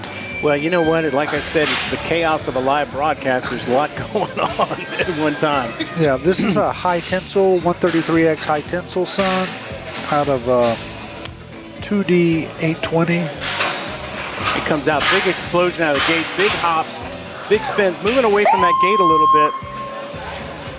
Very explosive. It came out of that chute very explosive. Let's look at that slow motion on that one. Comes out, big hop there, big twist, and he's coming, and he starts moving away from the gate there, but a lot of athleticism in that bull. He turned back, started coming back. That was a good out. I think that'll mark high. Yeah, 80, 87, 88. What score? The number 85 slot. 88.8. 88.8 on that bull. That was a good out. Yeah, not bad. I mean, like I said, many times people say there's a lot to look at when you're looking at bulls, and what do you look for? But it's one of these things where when you see them, it's very obvious when you see an athletic bull comes out, they explode, they're super athletic, they twist, they turn, they belly roll, they whip and kick, they spin, and they stay in that area right by the chute. This next one is 128 Chop Shop, Flying Bee Robinson Bucking Bulls. Right, and we've seen this bull up in the NBBA several times this year. He's always done well. I think this was the bull that ended up winning the NBBA end-of-year futurity. That last bull, Cocaine Blues, is currently sitting in first place. So we'll see if Chop Shop here, Chop Shop can pull it out. Chop Shop's out of 52 Chop Chop, out of a Baker cow.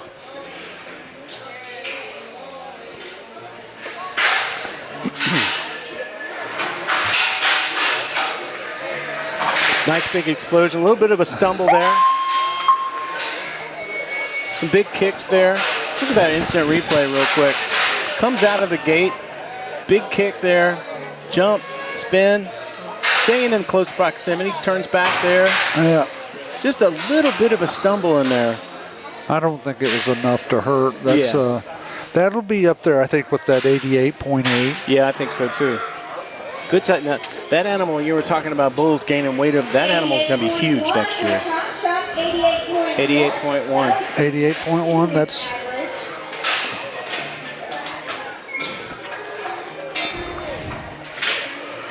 So now we're getting into the Shippey bulls. And so one of the things I want to point out, so Randy, who's been doing the play-by-play, you'll see him when he flanks his bulls. I always think it looks like he's conducting an orchestra when his bulls come out. Those arms go up and he starts flapping around and whipping it. It looks like he's directing the orchestra. I love watching him when his bulls come down to the chute. This is S125 Pearl Cloud. We were just talking about this animal. This is from Shippey Rodeo Bulls out of Cologne, South Dakota. Yeah, and this bull was sired by F50 Pearl's Ghost, who just went to a PBR finals earlier, back May timeframe, I think it was. But he's out of the 325 cal. Here we go. Oh, hipped himself right there coming out, but tried to recover. Yes, let's look at the instant on that if we could. Do we have enough time?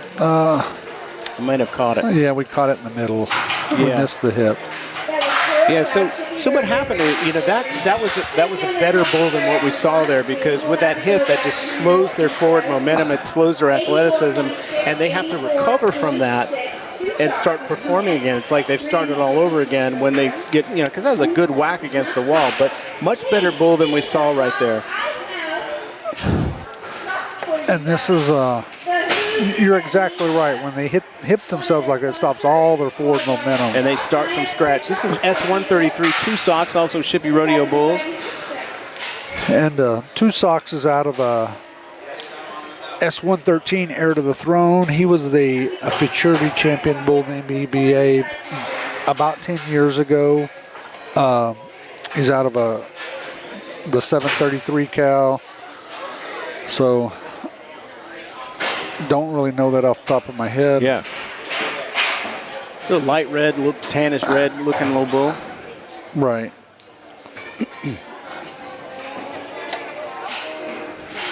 Two socks.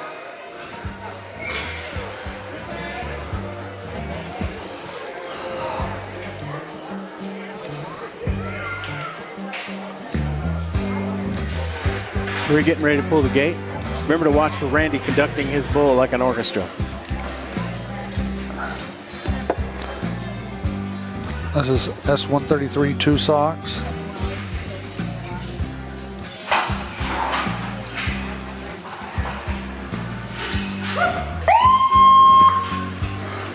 So what we saw there, we saw the spin. He stayed in by the chute.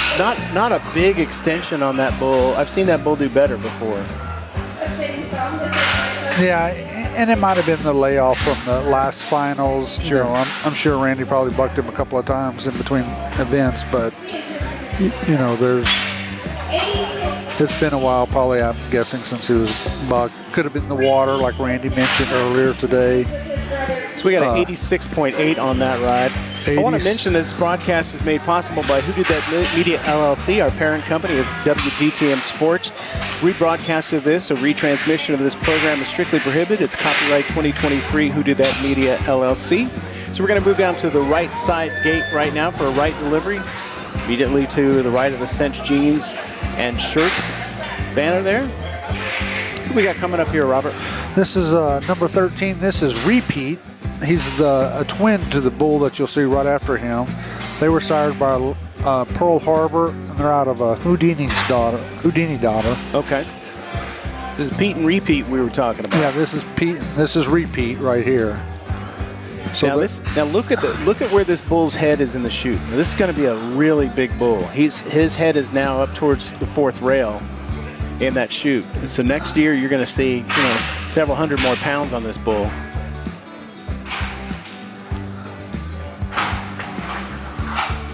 Big kick, big kick. Little wander there, little wander over there, but you see some athleticism in that bull. It comes out with that big kick, lots of energy coming out of it, but unfortunately I think with that wander it's going to cost him, and we're probably looking at an 83. Yeah, that's what I think, 83 maybe. Yeah. Maybe if he gets lucky, an 84, 82.8, a little bit, but he was just... Now we get a chance to look at his brother, number 12, Pete. What'd they say, 72? Would you get a 72.67? Well, Well, maybe I'm not. That's why I'm not a judge. Yeah, it's a lot lower than I thought it would be. So he really paid the price for that wander there. But, you know, it's funny, watching Randy, he knew it. As soon as he came out, he knew it wasn't going to be good out. Right. And these two bulls were embryo. Well, there was an embryo implanted in a cow that actually split, and that's how we got Pete and Repeat. And there's actually a third one at home of this, you know, another embryo calf, same embryo. Oh, okay. Excited to see how this one does. Maybe it'll redeem the family name there. Yeah, this is generally the better one. Same drift over there. Oh. He wanted to come back. I think based on how his brother did, we're going to see a score in the 70s. Maybe probably even lower. Yeah, even lower. I mean, we just saw that really. You know, you see it first, that first big kick and the explosive, but then he comes out, and I just think he's slowed down. Use that phrase, Randy said that maybe the bulls are gant because of the water here or whatever, but that was not. We've seen better out of those bulls.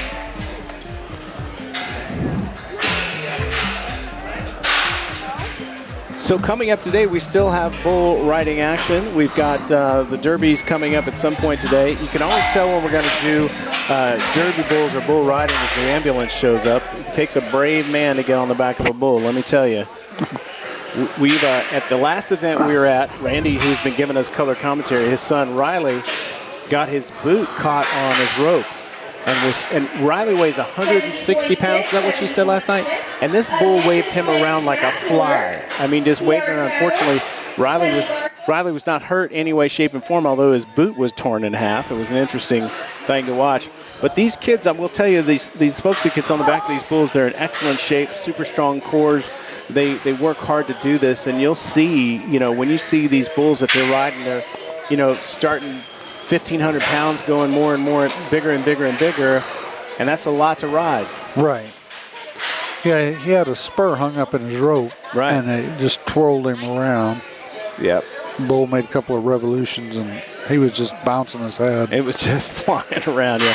This is 41 Spectacular from Sonny and Fern Bartholdt, Pittman and TR Cattle, partnered with Tennille and Phil there. Yeah, and this bull's out of a big Beaver Nugget sire, one of the Tennille and Phil's sires out of the 79 Valerie cow. And their partner is Oasis Bucking Bulls. And I think earlier when I mentioned 48 Terminator as being the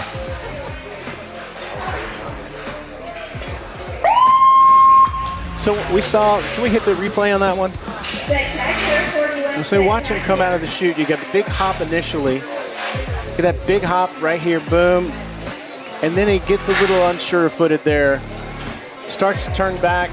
I don't think I think that bull's probably capable of better performance. I think we're looking low 80s on that, maybe. That was number 41, Spectacular. Yeah, and that was number 21 of 23 of the Futurity Bulls. Yep. And once again, we'll at the end of this session, we'll take a quick break, play a little music for you, and we'll come back. Are we going to move to Derby next? We'll see. I don't know if the plan is to rake the arena or go right into. There's only 4 Derby Bulls, so they might just want to get it over with. Because I thought the ambulance could only be here a certain amount of time. Right. And then, but what I was going to say earlier when I said the Terminator calf was the bull leading the standings, it's really 41 Spectacular. That was my. Okay. I knew it was 41, 48. Then when I saw this bull, I sort of recalled. So next up in the right-hand delivery is 179 Coach Rice. This is from TR Cattle and Oasis Bucking Bulls. Yeah, and Coach Rice, again, another. Oh, Coach Rice is the Beaver Nugget son. The previous one was the. He's getting tied off now. He's about to come out of the chute.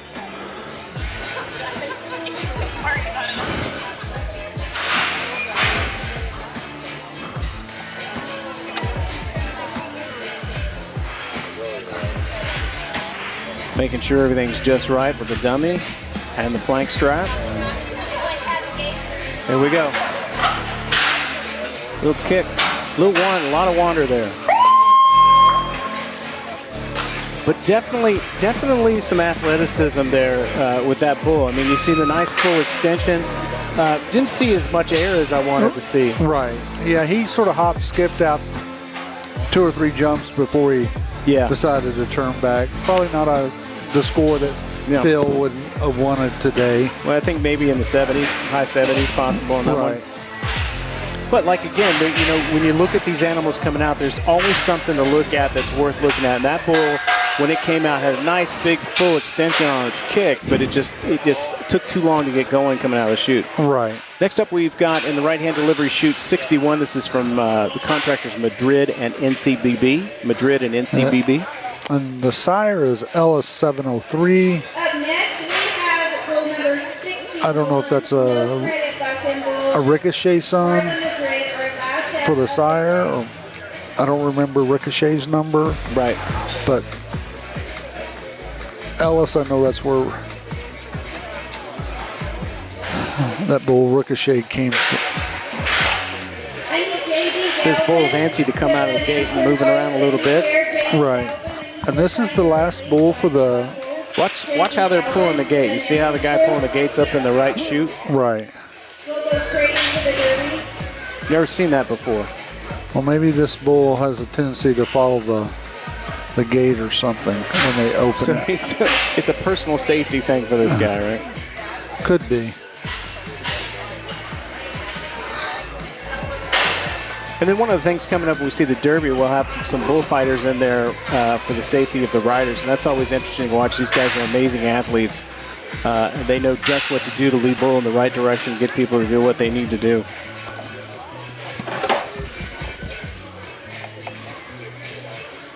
We're still waiting on this animal.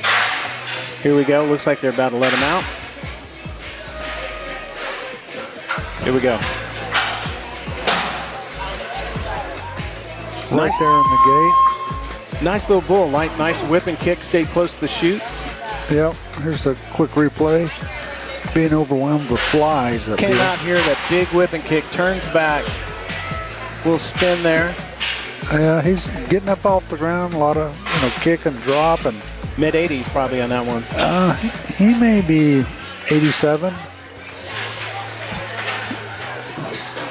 It's kind of a wet finger forecast. We throw a number out there and guess that's going to be it, you know. 87.9. There you go. 87.9. 87. I believe that is the last bull in this category. Yeah, that was the last bull in the open futurity and the 85 slide.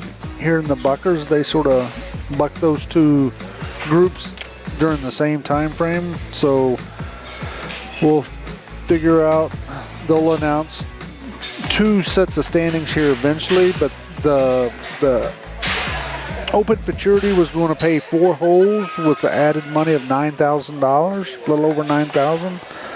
And the 85 slide was going to pay about $5,200 for 3 holes. Okay. And it looks like there may be a small little delay here at the moment. I'm guessing, because I heard her say announce for the bull riders to come sign in. Slides paying 3 holes. Third place, B-Bar 811, Bernard Bucking Bulls with an 84. Second, Millhouse 84.2, and your winner is 20 Brewer Effect 84.9.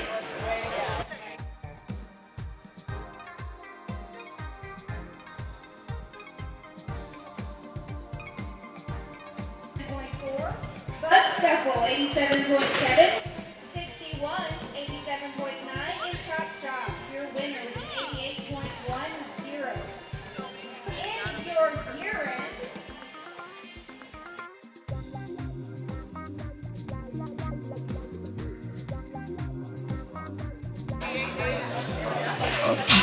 So here was the futurity before the finals. 41 Spectacular, 128 Chop Chop, B8 29 for Bernard Bucking Bulls. And some of these bulls weren't even here today, like the 112 Set 'em Up Joe. Yeah. Him Rafter E wasn't here today. 122 Baked Out, we did see. I'm not sure 925. I don't recall that number, but maybe he was here. But we look at the standings, and this, it's the year end, so you see it's kind of packed in the top 3 positions. Right. And really, you get down to about, fourth, fifth, or fifth, and then it's, you see they're really out of the kind of running. The top, the top 6 are sort of competitive. And in the open futurity, we had 1, 2, 3, 4, 5, 6, 7, 8, 9, 10, 11, 14 bulls, so I'm not sure how the Buckers awards their points and stuff. So coming up next, we're going to be talking about, we're going to jump into Derby bulls. And what Derby bulls are, they are 3-year-olds, and this is where we see some of the most athletic bulls because they've had 3 years to season themselves. They've grown considerably. So between futurity year and Derby year, they've gained several hundred pounds. Like Randy mentioned, they could get a couple pounds a day even. So we're going to see some bigger bulls. You're going to be, I mentioned, talking about seeing their head up and by that 4th rail in the chute. You'll see that. They'll come out, and we'll have riders on these bulls. We'll have bullfighters in the arena. It's really a feast of the eyes. You get to see a lot going on. You get to see the riders, working the bull, and it's really interesting because it's you think it's just strap yourself on and hold on, but that's not the case at all with these guys because they really have to work at learning how to ride these animals. Right, and they do.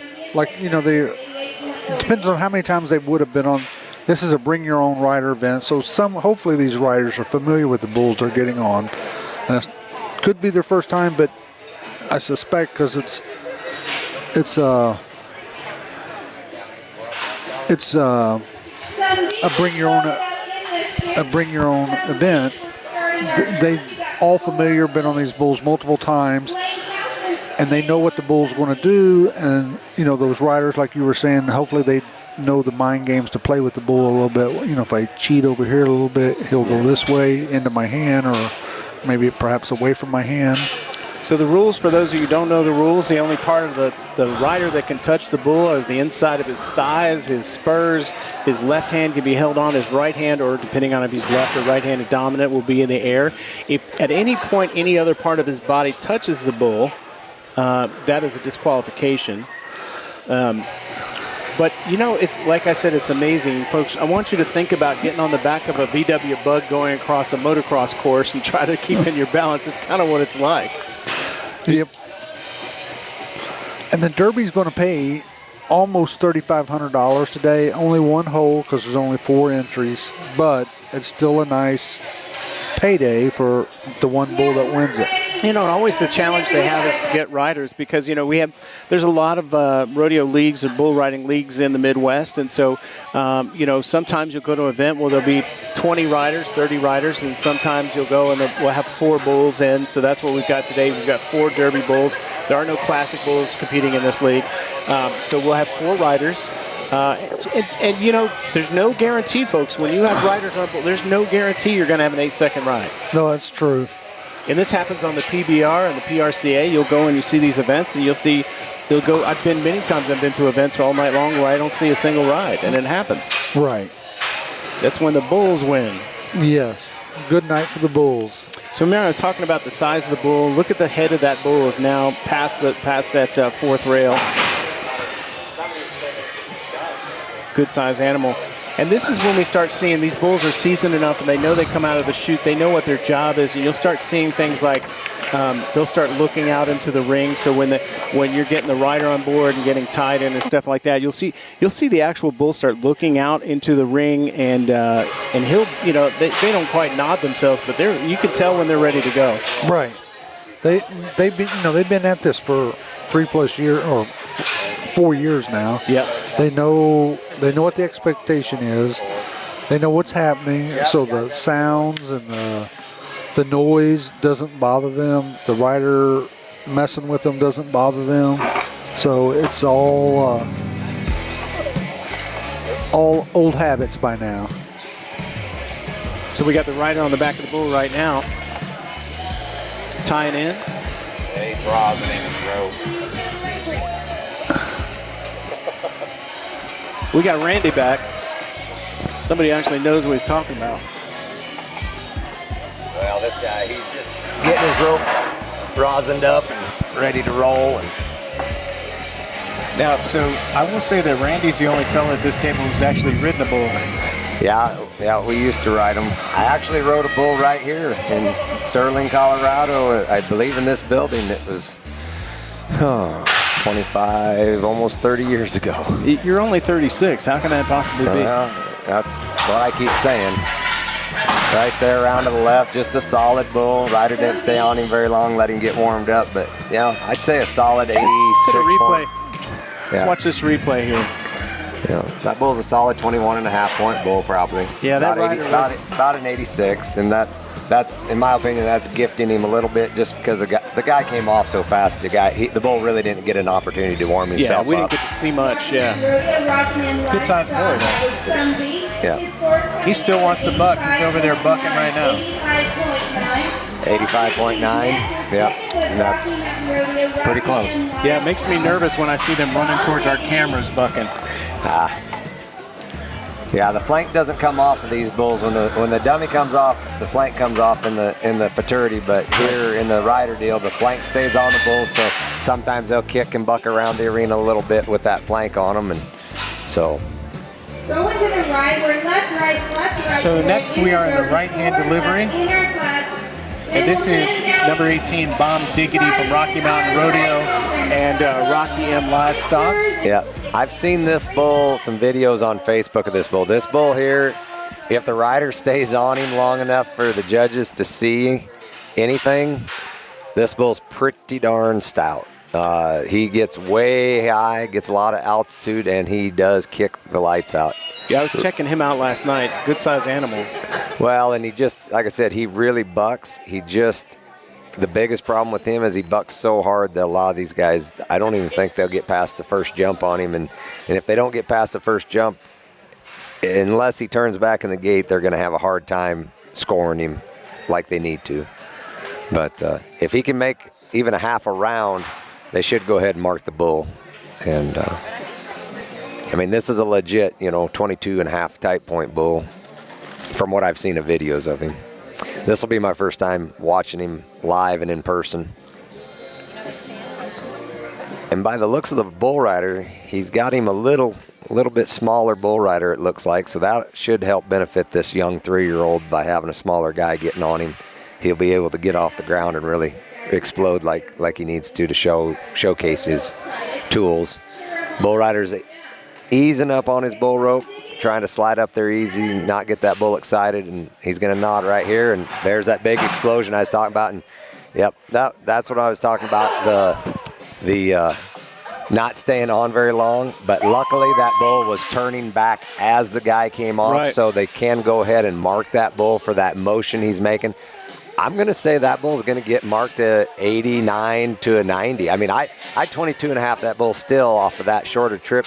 Maybe even a little better than that. You could almost 91 that bull, but we'll see what the judges do with it.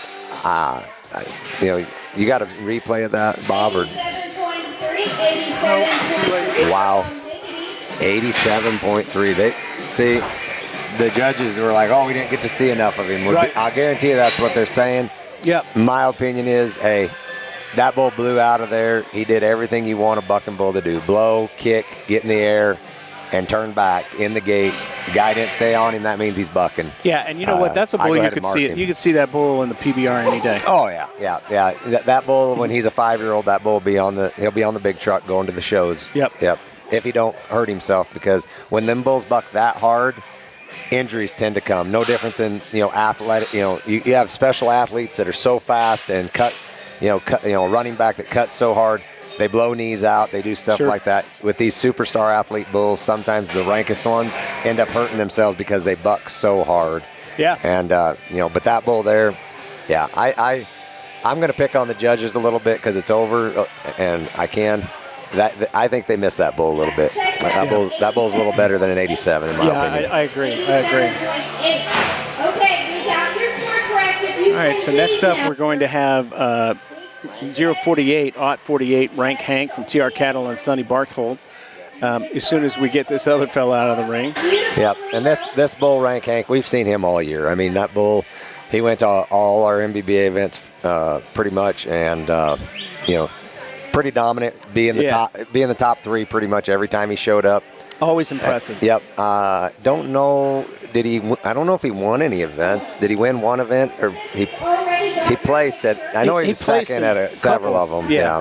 Second or third. Yeah. He may have won one. I think he might have won. He was reserve at one. Yeah, I think. Yeah, but a solid bull. He's going to be out of left-hand delivery. Little black white face bull, down horns, turns back right there. Has lots of extension. Bucks hard. Got that electricity that we're looking for. Just a solid bull. Let's see how long the rider stays on. That's the name of this game right here, and I think this bull that's in the ring right now wants a re-ride. Yeah, he wants a rebuck. He says, rebuck, the guy didn't stay on me long enough. Yeah. And the roper, he's trying to get a rope on him. If he just stay on back, I think that bull will go out. But yeah, there he goes. He's going to ride in there and lead him out. There we go. And so, yeah, we'll move on to Rank Hank. And like I said, this bull, he doesn't need any introductions, not here in the Buckers Unlimited or in the MBBA. They actually hauled this bull quite a bit last year as a 2-year-old and won some money with him. I think was this one of her women's? Did she win this bull last year? I think she did, yeah. She might have women this bull last year a little bit in the Bulls and Bell class. But definitely a good bull, and she's actually been breeding with him. He's been out on their heifers. I know. I'm pretty sure they just pulled him off heifers to come here to the finals. So they're going to try to get some babies out of old Rank Hank. And like I said, I'll promise you, you'll be able to hear her. She's already jumping up and down over on the sidelines. If we had a camera, we'd zoom it in over there on her, because she's excited. She's getting nervous, I think. So. She got hot feet. She's moving and she's dancing. Yep. She's jumping up and down and clapping her hands, and she's telling Phil he better flank him right. So yeah, like we said, Phil's going to be on the flank. Tennille's one of those people you guys want to know. She's fun to watch at all times. All right, here we go.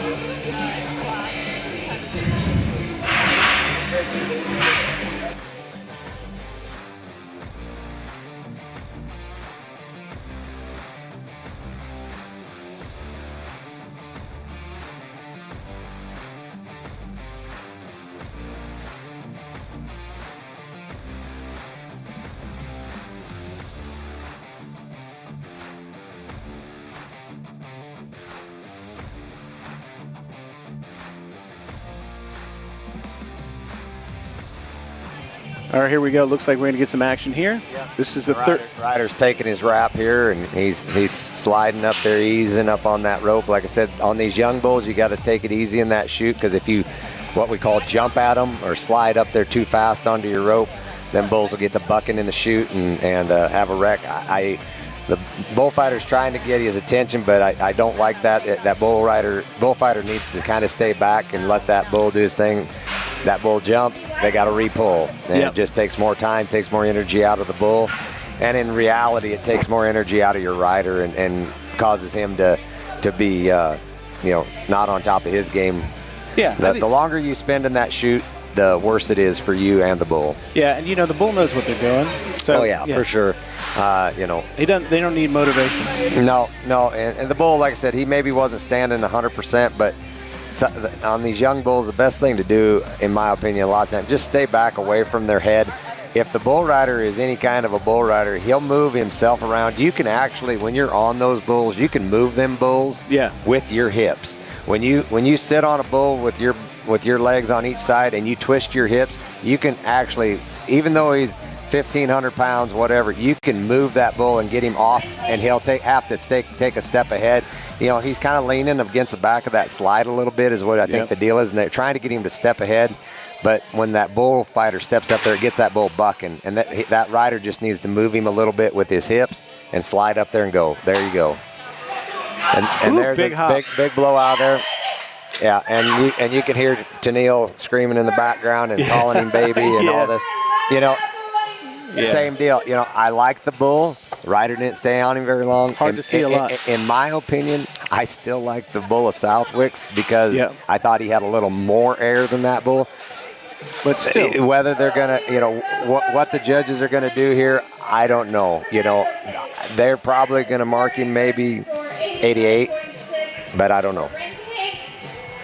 89.6. Oh, wow. Yeah, they liked him. So we've got one more animal up in this division. Earl Menard, he's a Pitches Land Shark son. This is B Bar Ot 11, Bernard Bucking Bulls. And he's going to be a son out of Kish's Land Shark, so got a little bit of that West Coast bloodlines here. You know, Earl's on the flank this time, and like I said, this is going to be a home state bull here coming out of Colorado. So.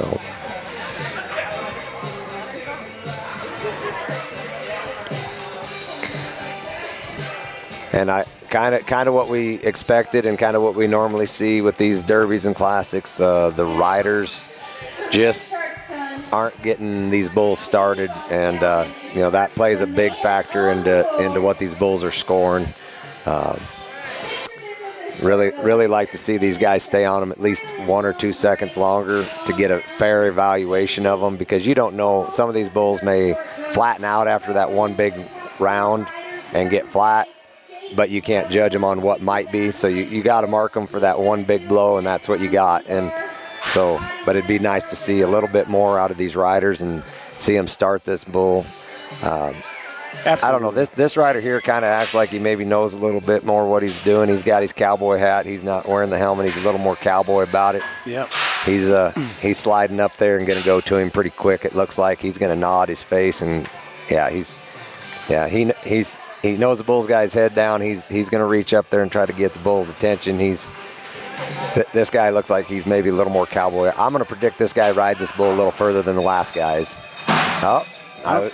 Not a lot more, nope. But that was a really nice bull. Yeah, real beating, lots of altitude there. Yeah, I mean, I tell you what, that's a solid 22-point bull in my opinion. I mean, that bull should be right around that 88. I mean, he should be, pushing right up towards the top, but I don't know if he's got enough of the wow factor to get in there for the top spot, but darn sure I wouldn't be embarrassed to be hauling that bull and putting him on the truck. That's a good one. No, absolutely not. So that's the fourth of our 4 in the Derby division. We've got more coming up. We're going to take a quick break because I need to answer Nature's Call, and then we'll be right back.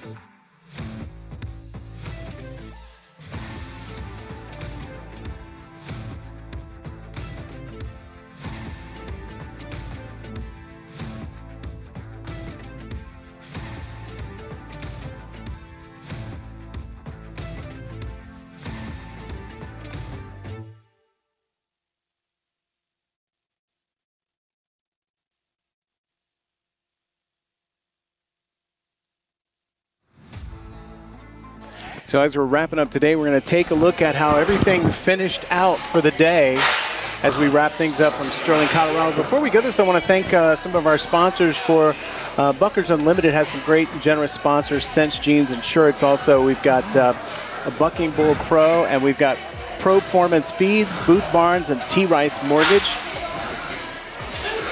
Let's talk about the Bells and Bulls earlier today. So in that race or competition this morning, we had 101 Uncle Doug, who won the event with the 88.5.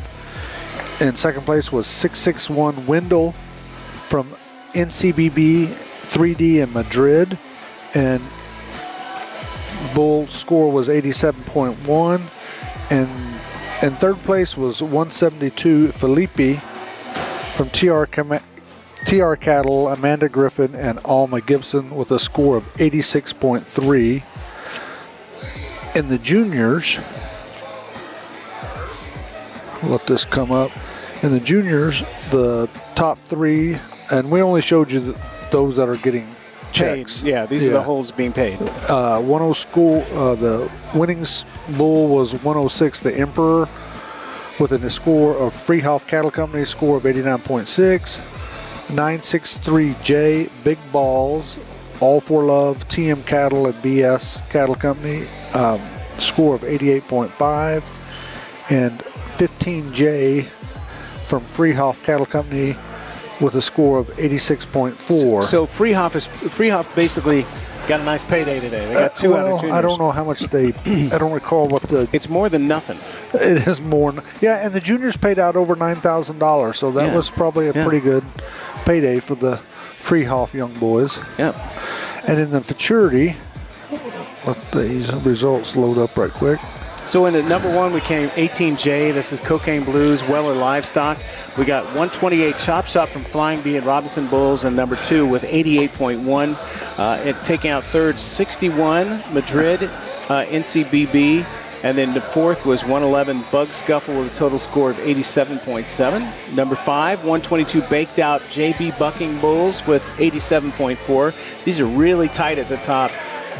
At number 6, we got from Shippey Rodeo Bulls, Two Socks. This is S133 at 86.8 points. And then we had that Thunder Toes that we spent a lot of time talking about earlier. Probably not the performance we expected out of that animal today, but at number 7, 333 Thunder Toes, Royal H, Moyer & Sons. And then at 8, we had 109 Millhouse, Dunham Bull, and Moyer & Sons.